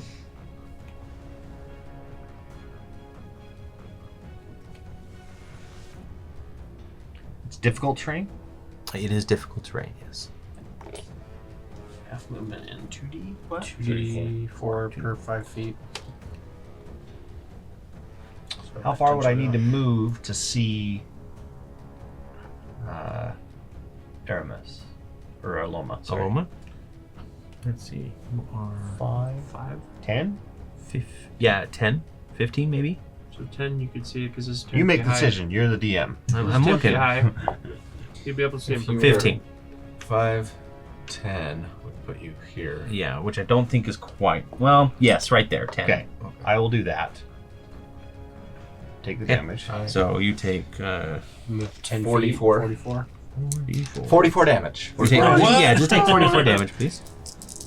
I get half damage anyway because of my shiny armor. That's right, you do. Ooh, it's both shiny edition. After the halving, it's 4. 4 damage. Yep, 4 Okay. piercing damage as you wade through the thorns. And it's then a I'm dude going that to nails wand on of fairy chalkboards. mischief Yep. on Eladrin and myself. Okay. You're not going to do Alomah and just switch places with him? Nope. Okay. So Here, Alomah, go in the We gotta wait brambles and for see. me. that is a natural 1. You do Nice. swap indeed. And he will take damage. One more down. Actually, no. He's done. It's only moving. Yeah, he would have to move. Yeah, teleportation. Now, fastball special. But suddenly, Alomah, you're staring down this ladder, and all of a sudden he just warps out of existence, and Bolt slams in. Do you have a potion of healing? You should have one. I think we got one. Better than that. Well, I will keep the attacks from hitting. Okay. And there's another giggle of laughter from the fairy dragons as a spectral shield hovers near you for the next minute, granting you +2 AC and immunity to magic missile. They are favoring you tonight, and this has all been randomly rolled. Wall. Yes. Anything else you'd like to do? Nope, that's it. Nope. Okay. Yeah, that's it. Okay, Yep. perfect. So that's three times I've used it, right? So Yes. I'm down to 1 charge. One charge. Nice. Ooh, and then fun stuff can happen. It just regains. Now, if you get to your last charge, I think there's a chance that it becomes a fairy dragon. Oh yeah, let's see. Yeah. If the caster. 3 attacks Yeah, I'll against read it. Victor. Okay. Bring it on. This is a 17 AC. Stab. That's 2 hits. Okay. 2 hits. It's been a new round, right? I should have my reaction back, Yes. so I'm going to use my reaction to have the first one. Okay, then you're going to take that first one's 7 damage, 7 damage, okay? so halved, so 3. 3, okay. And then you're going to take 10. I will reaction silvery barbs. Okay. With advantage. Oh, so disadvantage. Make sure you call that out with one of the attacks rather than the damage on that. Oh, sorry. Okay, that second attack did miss because of the disadvantage from silvery barbs. Okay. And so the third have damage advantage. is 5. Take 5 piercing Okay, damage. 5 piercing, got it. I feel so tanky. Usually I die about now. The Dryad is going to turn her attention to Bolt because he's pretty tall up, and she's going to throw a trio of piercing thorns at you. I'm just gonna wave and go, hello. Hello. Do I have at least half cover? Because of the bush and the height difference? Yeah, we'll go ahead and give you an extra 2 plus AC on top of the extra 2 that you already So have. 4 plus half So I have damage 28 plus- 28 AC. So we've got Just a keep stacking it. I can give you shield of faith. Just make it around. Let's make it a 30. even 30. Let's see. That's a 13 to hit, Miss. a 23 Miss. to hit, and then a crit. It doesn't crit. But it doesn't crit She you. hits, but I don't It's get just going to hit. So take 6 piercing damage. halved. 3. 3 piercing damage. As if one of them just goes, think. It knocks the roof, my hat off. No, there's a cry of anguish from. It's all right. We got insurance. Alomah, it is your turn. Okay. We are farmers. He's gonna like walk through just underneath. I am gonna Pulse tell you, legs. like make sure you heal up if you can. Oh, I'll heal later. There we go. Let me get the healing bonk Did you out. just- yeah. Here's what I'm You're gonna do. you're just reminded of the last pair of adventurers that ran into situations of their own devices. Another one. I'm just got that I'm gonna adventure thorn whip this guy. PTSD. Okay. Okay. Basically. I'm gonna pick his spur And out of oh my my gosh, armor. Can you just fireball right here? I could, but That'll probably burn up some of the thorns too. I really wanted that to work, but it's They not burn going like to webs, because- don't they? You think oh, he doesn't have. Spike growth? No, he's not under fairy fire, right? Which No. one? The Ladron isn't, but this Yeah, one is. the I used my centaur and the inspiration. satyr. All right, so that failed. So instead, I'm going to let's see. Where would I have to move in order for me to have line of sight on this dryad? You have it right now with 3/4 Or cover. let me ask this: does this wall prevent? Do these leaves prevent us from like moving through them? Do you know what I mean? They're probably like big tangles of vines, so Okay. yeah, they wouldn't would be block. like something. Yeah. Okay, sorry. So again, where do I have to get to? To see her, probably See her completely right here. Like 10 more feet. Okay, so I moved 1, 2, 3. That would be 4, 5. Yep. And I'd only have 5 more feet move speed. You also have to make sure the spike. You're not entering the spike. Spike growth Is not. right It's, here. it's yeah. Or, It's too sorry, far. it's right here. yeah. Okay. So I'm going to go up here, and I'm going to use my bonus action to archer form attack her. Okay. And gosh, my rolls. You gotta stop using those little baby dice. You gotta stop That was using a baby big one, I dice. think, wasn't it? I didn't use a That was a baby normal dice. dice. I thought it was a baby. That's a 15 to hit. Will that hit her? 15 will not hit. Okay, I'm using an epic die. 18. An 18 Maybe will you hit. need to change seats. Maybe your seat is better. Yeah, see Okay, this so it cursed, does this New is season, cursed. new seat. Who does? 8 damage, 8? and I'm gonna crush her feet, push her 5 feet this way. Okay, so first of all, she's going to make the saving throw. She makes the concentration check on the spike growth. She falls off the edge and lets out a shriek of panic as she falls 30 feet. Give me 3d6, please. So that's 14 damage. 14, and then she'll make her concentration again. Fail it. She makes her concentration still. But yeah, so you said it was 14 total. Yeah. And she is, on the ground. And then I'll move 5 feet back. Okay. The last one. Okay, the centaur is going to spin around and try and stab at Victor again. They're going to use Hit me with your best. the Bardic Inspiration. Fire away. Fire away. For 19 to hit. That hits. Okay, that is going to fire at you for 13. And then her 13 hoove attack. damage? 13 damage, yes. Okay. 13 piercing. And then 12 to hit on the other one. So 12 No. hit misses. Yep, nothing there. Okay, perfect. The Eladrin is right. That Eladrin is right next to Aramis. So just going to make a pair of attacks. With no advantage. The lowest of which, though, is a 22. Okay, so they hit. Okay. So the first attack is going to be 23 damage total, 10 of it fire. Okay, make my save there. You said it was 23. Yep. And the second is going to be 24. Damage? Yep, 24 Okay, damage. I'm unconscious. Okay. So the Fairy fire's gone. fairy fire drops as Aramis falls unconscious. Do I fall into the moonbeam? Just kidding. Would you like to? No, I don't want to die. Go ahead and at the start of your turn, give me a death saving throw, please. Oh, Alrighty. they're not pulling their punches, huh? Oh, sorry, you're right. That is non-lethal damage, so you are stabilized. I apologize. You are correct. Yep. Ooh, okay, thank goodness. I got carried I was gonna away say, because I knocked you somebody liar, out. we're burning this forest to the ground. The other Eladrin is going to rush for Alomah. Okay.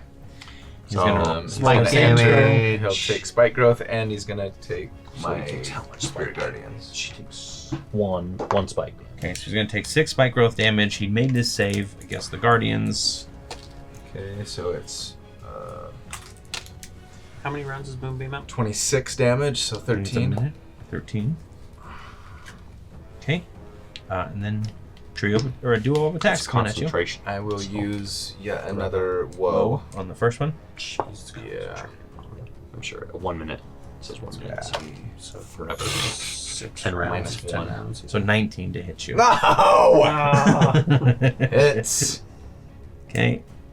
And the other one is not going to hit you. I'm not So concentrating. 15 Or not. plus 5, 20 total damage. Concentrating on staying alive. I'm still up. I'm still standing. Barely. Yeah. What did I tell you? Heal yourself. No. Never.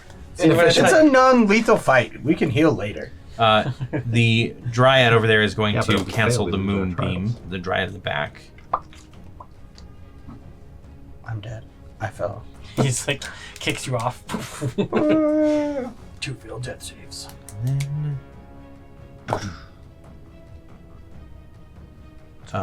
Vengeance. I need Become Victor to make even after me Nice. a dexterity saving throw, please. I automatically save.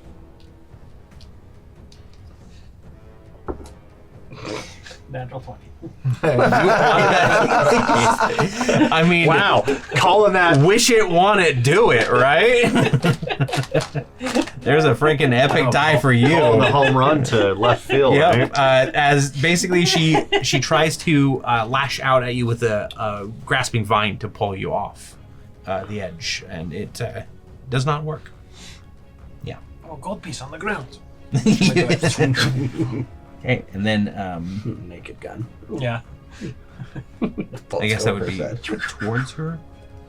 towards the vine. Wait, let's see. Unoccupied space. So let's. We do have vines, don't we? Scott, can you grab a vine for me? Sure. And then the other satyr over there, he's just gonna make his. He's gonna move up so that he can see Alomah again. This one? 15. Yep, he should be able to see you from there. And here's 3 short bow attacks against you. We all need to miss. One of them is an 18. That hits. Okay, then they all hit, and one of them is a crit. Okay, I'm out. I've got 4 hit points. No. So No. unconscious. Okay, so Alomah falls unconscious as well. We're not making a good show for the new recruits. Put the vine right next to. I mean, Victor. I'm the Actually, reason put it Victor's over, alive. Let's be honest. see the edge. Victor and both are now like, No, not again! not again! No more spirit guardians. Psychic damage to both of us. Hey, how's it going? I'm the grasping vine here. Perfect. Okay. Perfect. Oh no. And then it is the Guardian's turn. He's going to look at Bolt from across the battlefield, and he's going to say, "Have you had enough yet? Are you ready to give this up and go home?" No, I'm having fun. I'm just getting started. Very well. Fairly well, indeed. Fairly well. Very well. And then at the beginning of the next round, I could do this all day. he's going to... Victor, it's just like before with the other two. The gore. The blood. So he is going to point his finger at the satyr in front of him and cast the enlarge spell on it.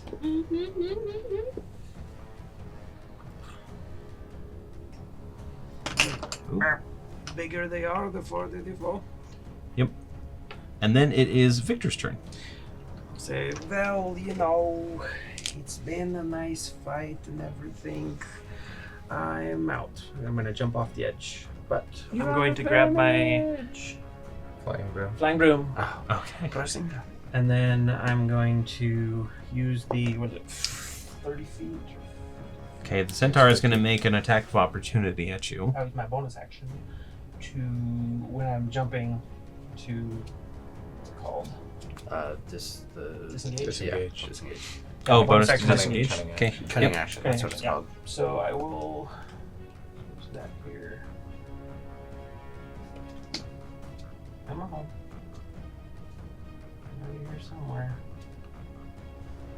Okay, flying 50 feet. So how many feet is that? So from here, it would be, I assume, the dropping. Yeah, you just have your full 50. 5, Yeah. so 50, so 5. And would I be able to get over to these Yeah. guys? Yeah. Okay. So I'll just get over here.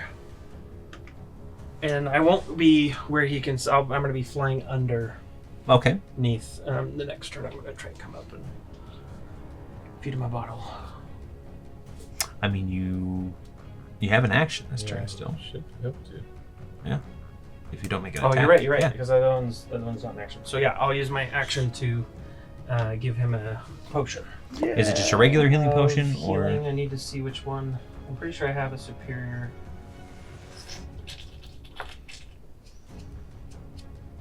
My turn. Potion of healing. This one is a 2d4 plus 2.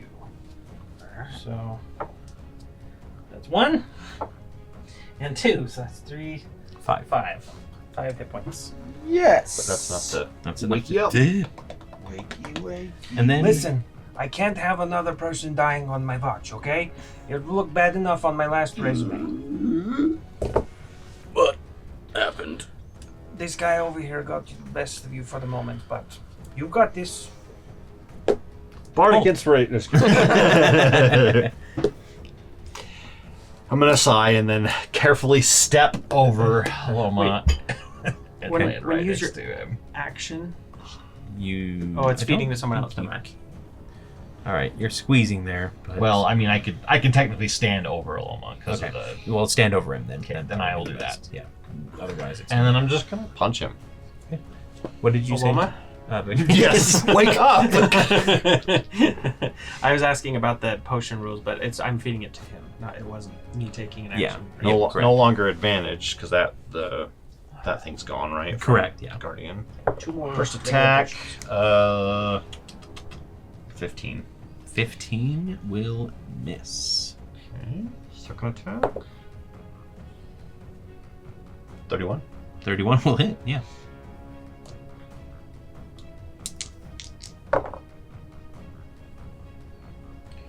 $20 damage. Thunder damage. 20 damage? Okay. I thought I heard you say 28 for a moment there. Okay.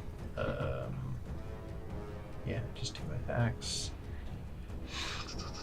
And then I will use my bonus action to Guardian Armor. Okay. Get some bonus temp hit points Mm-hmm. to I think it's within 30 feet is what you said. Yeah. For everything. So 8 temps for you. I'm unconscious. Still 8 temps. I still get you still got 8 temps. So if you come back, if I can get you back alive. I get 8, and then these guys I think are outside of mine. Okay. No, technically I can. Well, I guess I don't think I can see him though, huh? Actually, that's 60 feet. That's Yeah, too long. probably not. Okay. Okay. Then the enlarged satyr is going to go next. He is going to step forward, and he's going to go down to the side so that he can see Aramis and Go Victor. down here. 15. Yep. Plus the drop. 20 or 20. 25.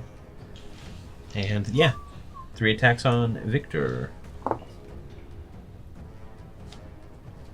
That's a 16, Miss. 17, hit 21. Hit. So 2 hits on you.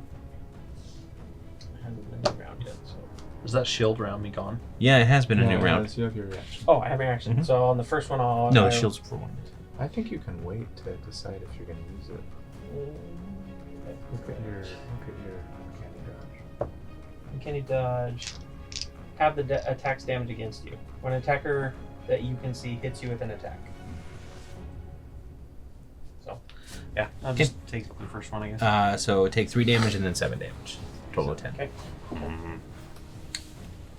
Can I retcon something? What would you like? I want to. Can I try the fire rune on him? On the ladder? Sure. So that is a DC 17 strength. Does not make a save. Okay, so it takes 2d6 fire damage at the start of it. Let's see. And he's shackled. He takes it now, I think, right? Yeah, it takes it right away. So that's 5 more damage, 5 more fire. 5 more fire And then damage. at the start of he's his restrained. turn, he takes 2d6 as well. Okay. And he can repeat the saving throw at the end. Okay. The dryad is at the bottom. She kind of sits there for a moment, and she calls up and she goes and she says something in Sylvan. The satyr looks at everything, and he kind of shrugs and says, and she goes, "Okay," and she dismisses her thorn wall and then just walks off. Oh. Yeah. You guys got this. Her bramble. Yep, her thorns bramble. over. Yep. Okay. The Like, that whims of hurts. the Fae, like, you guys okay up I there? don't want to You go. know I this? don't want to Yeah, like- climb all the way back up there. I could have the plants do it for me, but then I have to beg them. And I No, don't have she to was the one beg. concentrating on spike growth, right? Yes, Yep. so it's that one gone. is gone. It's gone. Yep. Then it is Alomah's turn. Alomah is unconscious. Then it is the centaurs. That centaur is going to move forward around the corner and then rush at. So like 5, 10. Right there. We'll just have him rush outside. Where's Which he way? going? Rushing towards Victor. Okay. So, Just run over. I assume it'll be able to hit. You just step on me Does they have 50 feet? for 5 Yeah, damage, it'd be able to reach and me. I'm Well, unconscious. she has Sanchez a reach. Yeah. reach, So she's gonna throw out her pike towards you. Okay. But that's only an 11. Yes. Okay, and then the other attack can't hit because it's only a 5 feet attack. The Eladrin is going to try and make a duo of attacks against you, though, Victor. First one? Disadvantage because he's restrained. Oh, sorry, not Oh, this one. Victor. Yeah, Sorry. the other Sorry. one. Sorry. The first one is a 23 to hit. Yes. Okay.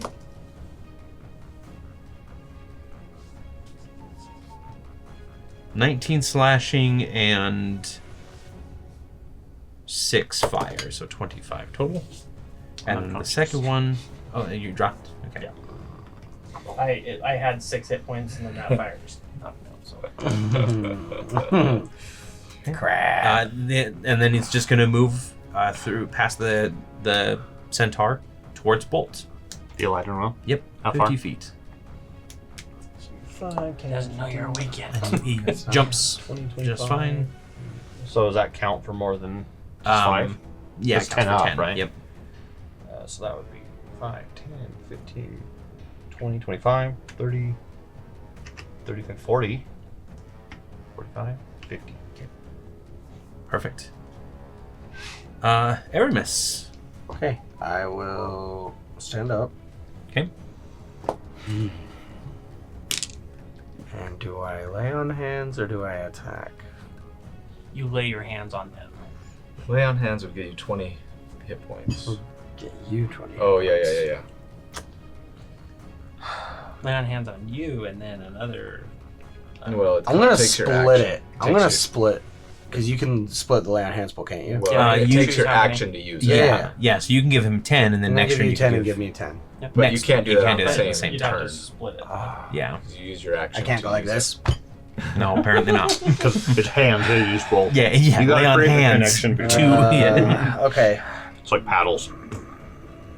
I'm gonna attack. Who needs My healing? life is not in danger. Alright. Okay, you pull out the bronze swords Yep. provided to you. Okay, that's gonna be a 25 to hit. 25 will hit. As a D6. For 7. 7 damage. And then that's gonna be a 19 to hit. That'll hit. You should defensive flourish. For 11 damage. Okay, that one is knocked unconscious. Oh, cool. Yep. Well, You hit her with the flat of your blades, like either side, and she just crumples. Use cover. yeah, I'm gonna move to hide ish. So if it's not lethal damage, can we still roll to stabilize? You're just stable. Oh, okay. Yeah, you're not rolling. Stable. Yeah. You're just not Just 0. coming. I think it's like a Unconscious. 1d4 hours before you regain consciousness. Okay, the other Eladrin goes, and he's going to take fire damage. 2d6. 6 damage. 6 damage. Do we have any resistance to that? Oh. Apparently they do. They are dealing fire damage after all. And he is going to make a duo of attacks against Bolt. That would be with disadvantage, though, yeah? Because he's restrained. Oh, he is restrained, yes. How does he break his restraint? Does it let Strength check Oh, at the strength end of check. his turn. At the end of his turn, okay. So that is a 15 on the first one. Miss. And then a natural 1 on the second. So he just kind of struggles in the chains, and then he's going to make his strength check. Which is 17. He does not make a strength check. He's still restrained. The other Dryad is just going to take it easy as well. Like, everybody seems to be gotten this. They appear to be the least thrilled to be in any sort of combat out of anybody here. And then that satyr over on the left, he's going to make a trio of short bow attacks against Bolt. 2 of them are definitely misses, and the other one is a 23 to hit. I have a 28 AC. Then that is also a miss. And then it is the top of the round. The Guardian does not have anything else that... Wait, does he?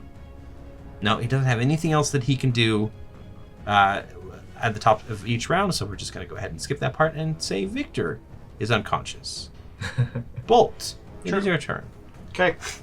Give him the old, well, I'm going to move... Can I move here between the two? On this little ledge area. Like yes, sure. Shove action. Yep. And I'm going to do one attack on the one that's shackled. Okay. Just bop him on the head as you're passing by. Yep. Just kind of backhand him. You'd That have would advantage be- on the attack.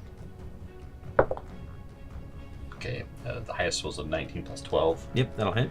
And then, so that would be...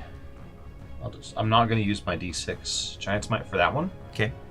Just the standard D8. So it's 14 damage. 14 damage. Okay. Still alive, guy. He is still alive. These guys are tough. Take Okay. him out. Hit him again. Yeah, okay. I'll hit him again. That's Alomah whisper. One less on the attack. One less, that'll hit. Yeah. And then I will use the D6 to Okay. try to take him out. 18 damage. Yes, that is enough. All right. Nice. So the shackles do go away.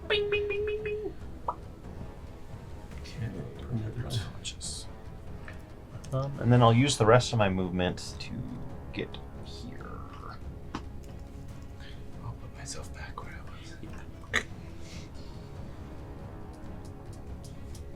Okay, perfect. Then after Bolt, it is the no longer enlarged. That was only for one turn. And he's going to make a trio of attacks against Aramis. Now you said you did a defensive flourish. Well, I was going to, but I took him out, so I don't know if it matters.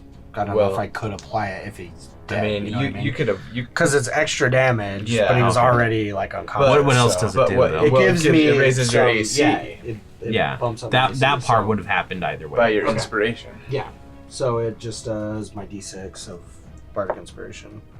So When does 5. your Bardic Inspiration go to a D8? happened at Oh, level it is a 5. D8. It is a D8. You're right. Wait, hold on. Let me just. Yeah, it is a D8. Yeah, so that's 'cause what I you were gave saying you a about. D8. Yeah, yeah. Mhm. So it's actually worse. I'll give you the 5. That's Okay. fine. So a +5 against the next attack against you, or Until his just turn. until my turn. It's Yep. like shield. Nice. Yeah. So a trio of attacks against you here. We've got a 12 to hit. That's a miss. We've got a 25 to hit, That does it. Yeah, that'll hit. Yeah. and then a 17 to hit. No. Yeah. So one of them hits you for 10 damage. You're unconscious again. Unconscious. Unconscious. I was gonna come back and give you lay on hands. That's okay. Alomah goes. Alomah Wait. unconscious. Was he the one attacking me? Yeah. Yes. Would this have given me any sort of AC? That would have given him an AC boost. Yeah. Yeah, it would have been +2 or plus more. Because +5. it was 25 to hit. Then it would've So missed. you. So I you're would good. be up. Yeah. Okay. You are up and at him. He shoots and then it hits the tree. Perfect. The tree gasps. Then it is the last remaining Eladrin's turn. He's going to make a duo of attacks against you. Bolt. And they are both going to miss. Yes, I don't think they can hit you without crits at this point. And they can't Aramis, crit- it is they your can't- turn. Well, they can hit, but they Yeah. don't do any extra damage. Then it is Aramis. Okay. I'm gonna run back and give you lay on hands. So there's 20 HP. And that's that. I Okay. come back as Gandalf the White. And then I'll use my. Let's see, I did 10, so I'll just go back to where I was. Get out of dodge. Okay, that satyr over on the far left is going to move around to Bolt and make a trio of attacks, trying to get a crit here. No. Victor. I need to get 28 AC all the time. That's only for a minute, but this is what round is this? 6? 7. Quite the long fight going on. Yeah. Here. Yes, it is. But I didn't get that minute thing until like round 4. 3. Yep. I have my movement, standing up. Thank you. And I'm going to make an attack. I'm going to throw a dagger At the at satyr. him. Okay. Clinch, which is a +9. So that is a 2. That's a 13. I'm going to put an epic dice on that. That is a 19 to hit. 19 will hit. And then orange, which I That's think is 1d4 plus 7. So that is 10 damage on him. take 10? And Okay. then I'm going to use my bonus action and a performance point to switch places and attack him again. Because I'm gonna use my bonus action. So you Sounds switch amazing. places with your dagger, Yeah, with my dagger. so you fall off the That edge. was a natural 1, but I'm going to switch with You inspiration. fall off the edge. Yeah. Oh, it should be Here? Yeah, right there. That was a natural 1, so I'm going to use my inspiration. Okay. 7 plus 9, so 16 to hit. You rolled that with advantage, right? And you got a natural 1 with advantage? Sorry, no, I got a natural 1. So that's a 7 with advantage, and then if I use inspiration, that's a 4, so 7's the best I got. So you rolled the original rolled attack. the You natural rolled one, twice and rolled and a then the natural second 1 time was a on 7. both of them. No, the first time was a natural 1, Okay, you have advantage on Yeah. that attack. and then the second time I rolled it was a 7, Okay. plus my 9, Okay. so it's 16. All right. And then I rolled. Does the And then 16 will hit. so, okay, Yes. okay, sorry, that was my mistake. So Yep. 16 hits. So 44. It's getting late. It's getting late. Everyone's a little tired. 8 damage. 8 damage, and then sneak attack. And sneak attack. Scroll, come on. Snake attack. Scroll. Snake attack. Whatever.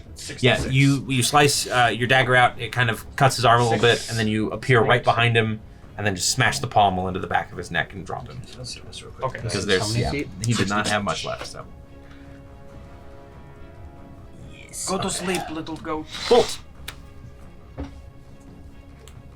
I'm gonna start walking towards the satyr, and as I walk by, I'm going. There's an Eladrin in your way. I'm gonna say, "You're coming with me," and I'm gonna grapple him. Oh, and grapple drag him. him along with me. Okay. All right. Go ahead and make the. So the grapple is strength athletics versus their athletics or dex. Okay. I get it advantage on it because it's a strength.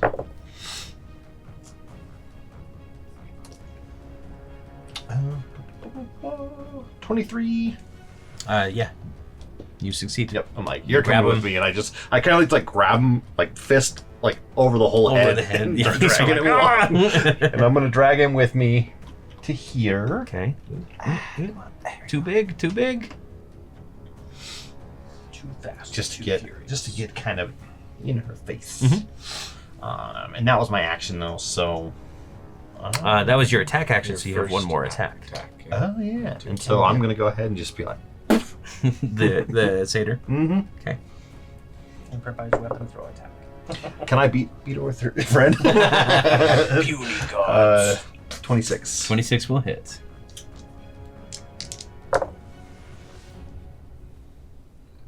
$13 damage.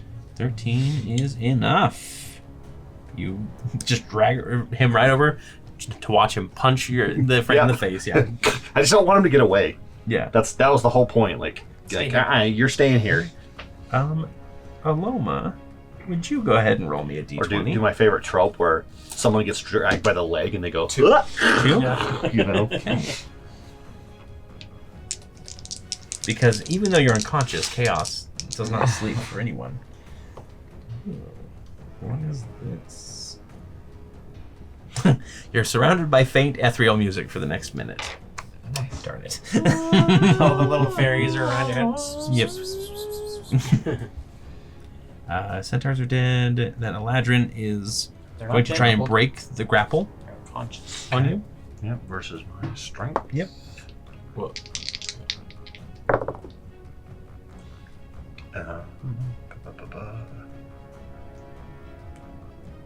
23 again. They rolled a 22, so you still have them grappled.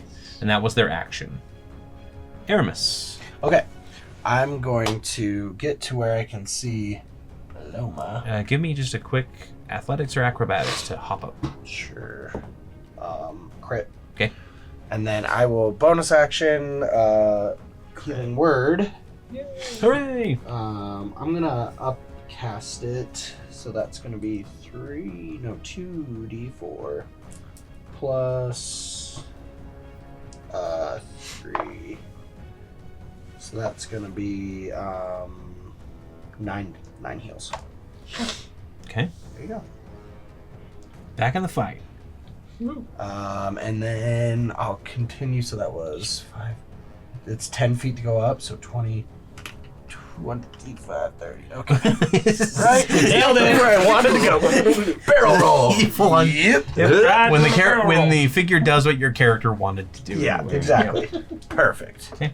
You come down, bronze sword at ready, but that Eladrin has definitely got like a hand right on its face. Okay, and then it is back up to just the like top of the turn around. round Oh, you're with up. Victor. Alomah, are you awake yet? Let's torch this place. No, don't light it on fire, dude. So much for being Why would a druid want to light a forest on fire? No. You had really cool. I'm gonna cast. As soon as you do that, I'm gonna cast freaking sleet storm and put the fire And out. then as soon as you cast Sleet Storm, I'm gonna get my tinderbox out. Counterspell. So 5, 10, 15, I will silvery barbs 25. you. 5, 30. It's not an attack. I'm gonna throw a dagger at. Actually, no, I'm not. I'm gonna cast with the performance point. I'm gonna cast Cloud of daggers. Cloud of Daggers between Dryad and what's his bucket? Guardian. Go. Yeah. And that's my action. Bonus action. That's it. How rude. Bolt. At least I used the ironwood bark. It's an interesting tree, that's for sure. I'm going to use the shove action to push him down to the ground, prone. Prone. Okay. And then punch. Oh, you first have to make sure you succeeded the shove. I'm sure you will. Just Oh, okay. it's the It's same a thing. It's strength athletics. Yeah, you win. Yeah. Prone- and prone I and get advantage now for the attack. Oh, bonus action. I'm gonna use instead of reading a performance point. to hit. 19. 19 will hit, yes. That's box. 14 damage. 14 damage. Okay. Anything else? Nope, that's it. I guess I could move. Alomah. Stand up. I can move and drag him on the ground. Just for that. Stand out. And then We need a whole album.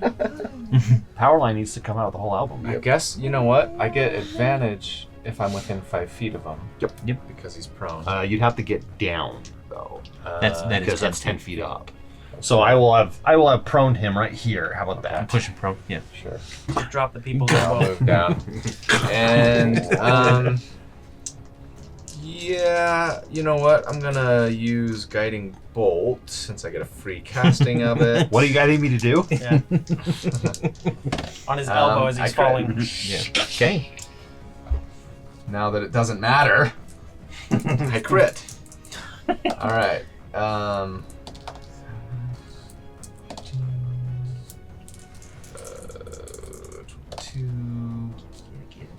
27 damage. 27 damage. Okay. Radiant. Let me just mark that as a use. Okay. These are using our new normal crit. Right. Yes. Right. I was just doubling the dice. Yep. And then as a bonus action, Archer? Or I guess you are in the archer form. well, when you are incapacitated, and that happens when you go unconscious, then you drop it. Yeah. So I could redo it, but I think instead I'll just. Sorry, let me look at what bonus actions are available to me right now. Don't want to do that. Don't want to do that. Nah, I'm just gonna do nothing. Okay. And then we've got Aramis. Actually, sorry, the Eladrin that gets to go. He's going to try and... Get up. yeah, he's going to try and... I still grappled. Can't. He's going to try and, like, He has break to break the grapple. grapple before he can stand. He's gonna start punching at you with his face getting 30. 20. So, okay. Squeeze harder. Aramis! All right. Time for Just stand up. Yeah, step up. The Guardian's, like, looking over, like, what are they doing? All three of them beating up. That Heroes is indeed. a We're definitely good. 19 to hit. 19 will hit, yes. Okay. You took advantage on that, right? Yeah. For 9 damage. Okay. Now I'll hit him again. All right. That is a 28 to hit. 28 will hit. For 7 damage. 7 damage. And then offhand is going to be a 27 That'll hit. for 11. Okay. With that last hit, he yields. He raises up his hands, drops his weapon, and yields. Yes. and then only then remembers I could have face stepped out of this. That's right. Because I just remembered that. This is the first time playing as this character, okay? The Dryad is going to go, and she's going to let out a cry of alarm as these daggers are starting to swarm around her. And the Guardian is actually going to grab her and kind of like shelter her away and kind of send her off the edge, like, no, my dear, it's all right. And plants are going to help her down and everything. He eats her off the edge. And then the Guardian is going to take the damage on his turn. 10. Okay, and he's going to say, I believe that I have seen enough if you would call off your daggers. And he will call off his daggers. Okay. Bow. Perfect. And he bows to you as well. So I'm going to say, Guardian, as you can see, we played by the rules. If we were the enemy, we would have killed all of these. Indeed. And you also showed compassion towards one another, helping each other up in lieu of any sort of extra brutality. So, Victor visibly shivers. I think it is Of safe to compassion? say. No, of the of the gore that could have ensued. I do say that you are worthy for a gift to help you along your way. So he lowers you out of the arena, just again on branches, and as he comes down to the ground, he pulls a tuning fork out of one of his branches, and it is, to him it's kind of in his fingers, but to you it looks like it's the size of like a short sword, right? Yeah. And he goes, this is what you seek, the resonance of stone. With it, I can make a weapon potent against creatures of earth, like the Count, but it is dangerous in the wrong hands, so you would see why I was wary of sending it out. So, who would like to receive this blessing? Resonance of stone. Well, let's see. I think yours is the... You're going to present one weapon of your choice. Yeah, maybe. So do the bronze either the bronze swords or Power up your my bonus. gauntlet. Maybe do the bronze swords because they're not magical. Yeah, currently. true. So Okay. And he will take the resonance and he will dong dong against both of them, and you can feel the vibrations going up and down them. So we are going to actually switch your blade out for a different weapon. Nice. does this like Does it negate? discard this? Does it? No, so this is a reward for this, basically. Okay. That is not going to negate the challenge. In fact, this is probably your reward for the challenge because of Perfect. your actions. So this is now a sword of resonance. Now that says it's a long sword. You can choose to have a long sword, or you can choose to have it be a short sword. Okay, I'll do short sword. A single or double. Right now, I'll obviously do double. Yeah. short sword. So we'll just say that one of them is a sword of resonance, and the other one is It's just just a normal. Yeah. Yep. So that is a +2 to attack damage, and damage. If you want to go ahead and read that off really Ooh, quick. yeah, so this peculiar brass short sword is hollow and has lute strings that run along its blade, allowing you to use this sword as both a lute and spellcasting focus. Nice. You're proficient with this lute while you're attuned to the sword. This sword also has the finesse property. Due to the hollow blade's reduced weight, you gain a +2 to attack and damage rolls made with this magic weapon. In addition, the sword's hollow metal blade magically amplifies the music made within it to inspire allies. Whenever you expend a use of your bardic inspiration, the sword begins to reverberate with thunderous energy. The next time you hit a target before the end of your next turn with an attack using the sword, that target takes an additional 1d6 thunder damage. Nice. Nice. And this is a permanent thing? That is a permanent weapon for you. So nice. So one of my blades is the sword of resonance. Yep. The other is Metal. Just a regular bronze. Yeah. bronze. Okay. So, really quick, the So reason that's why a you would take a plus short sword over a long sword is because of finesse. Is that right? And light. So that I Light. can dual wield. Yeah. Okay. Yeah. I mean, if you took the dual wielder feat, you could use long swords in both your hands. Yeah. But we'll just say it's a short sword. I had that planned anyway. Okay. And the Guardian says, "Well, I know that you've all taken a little bit of a beating there, and I do apologize. You could say that. So please eat, drink, be merry, enjoy the music, and when you're ready, you can leave on your journey again. So I will allow you guys to take a long rest in here as you party on the night away. Nice. And he does give you instructions on the path to take out To get to the crystalline count or whatever. Yep, basically the crystalline count is inside a ruined fortress called Hollowbend Keep. Okay. And he gave you instructions on how to get there so that you can face him next time. Because it is late and we are tired, if you can't tell. Thank you, everybody, so much for joining. It has been a wonderful journey. I have had a lot of fun. I'm giving everybody inspiration tonight. That was really good. You guys hopefully enjoyed a more complicated fight than usual tonight. I kind of went overboard after the other way of just throwing things at you. But anyway, thanks to Syrinscape for providing sound effects. Thank you all for providing the wonderful likes, comments, subscriptions, likes. I already said that. Comments, Views. subscriptions, likes, and comments. Did we mention likes? And and thank you very much. I'm gonna go to bed now. Have a wonderful evening. See you guys.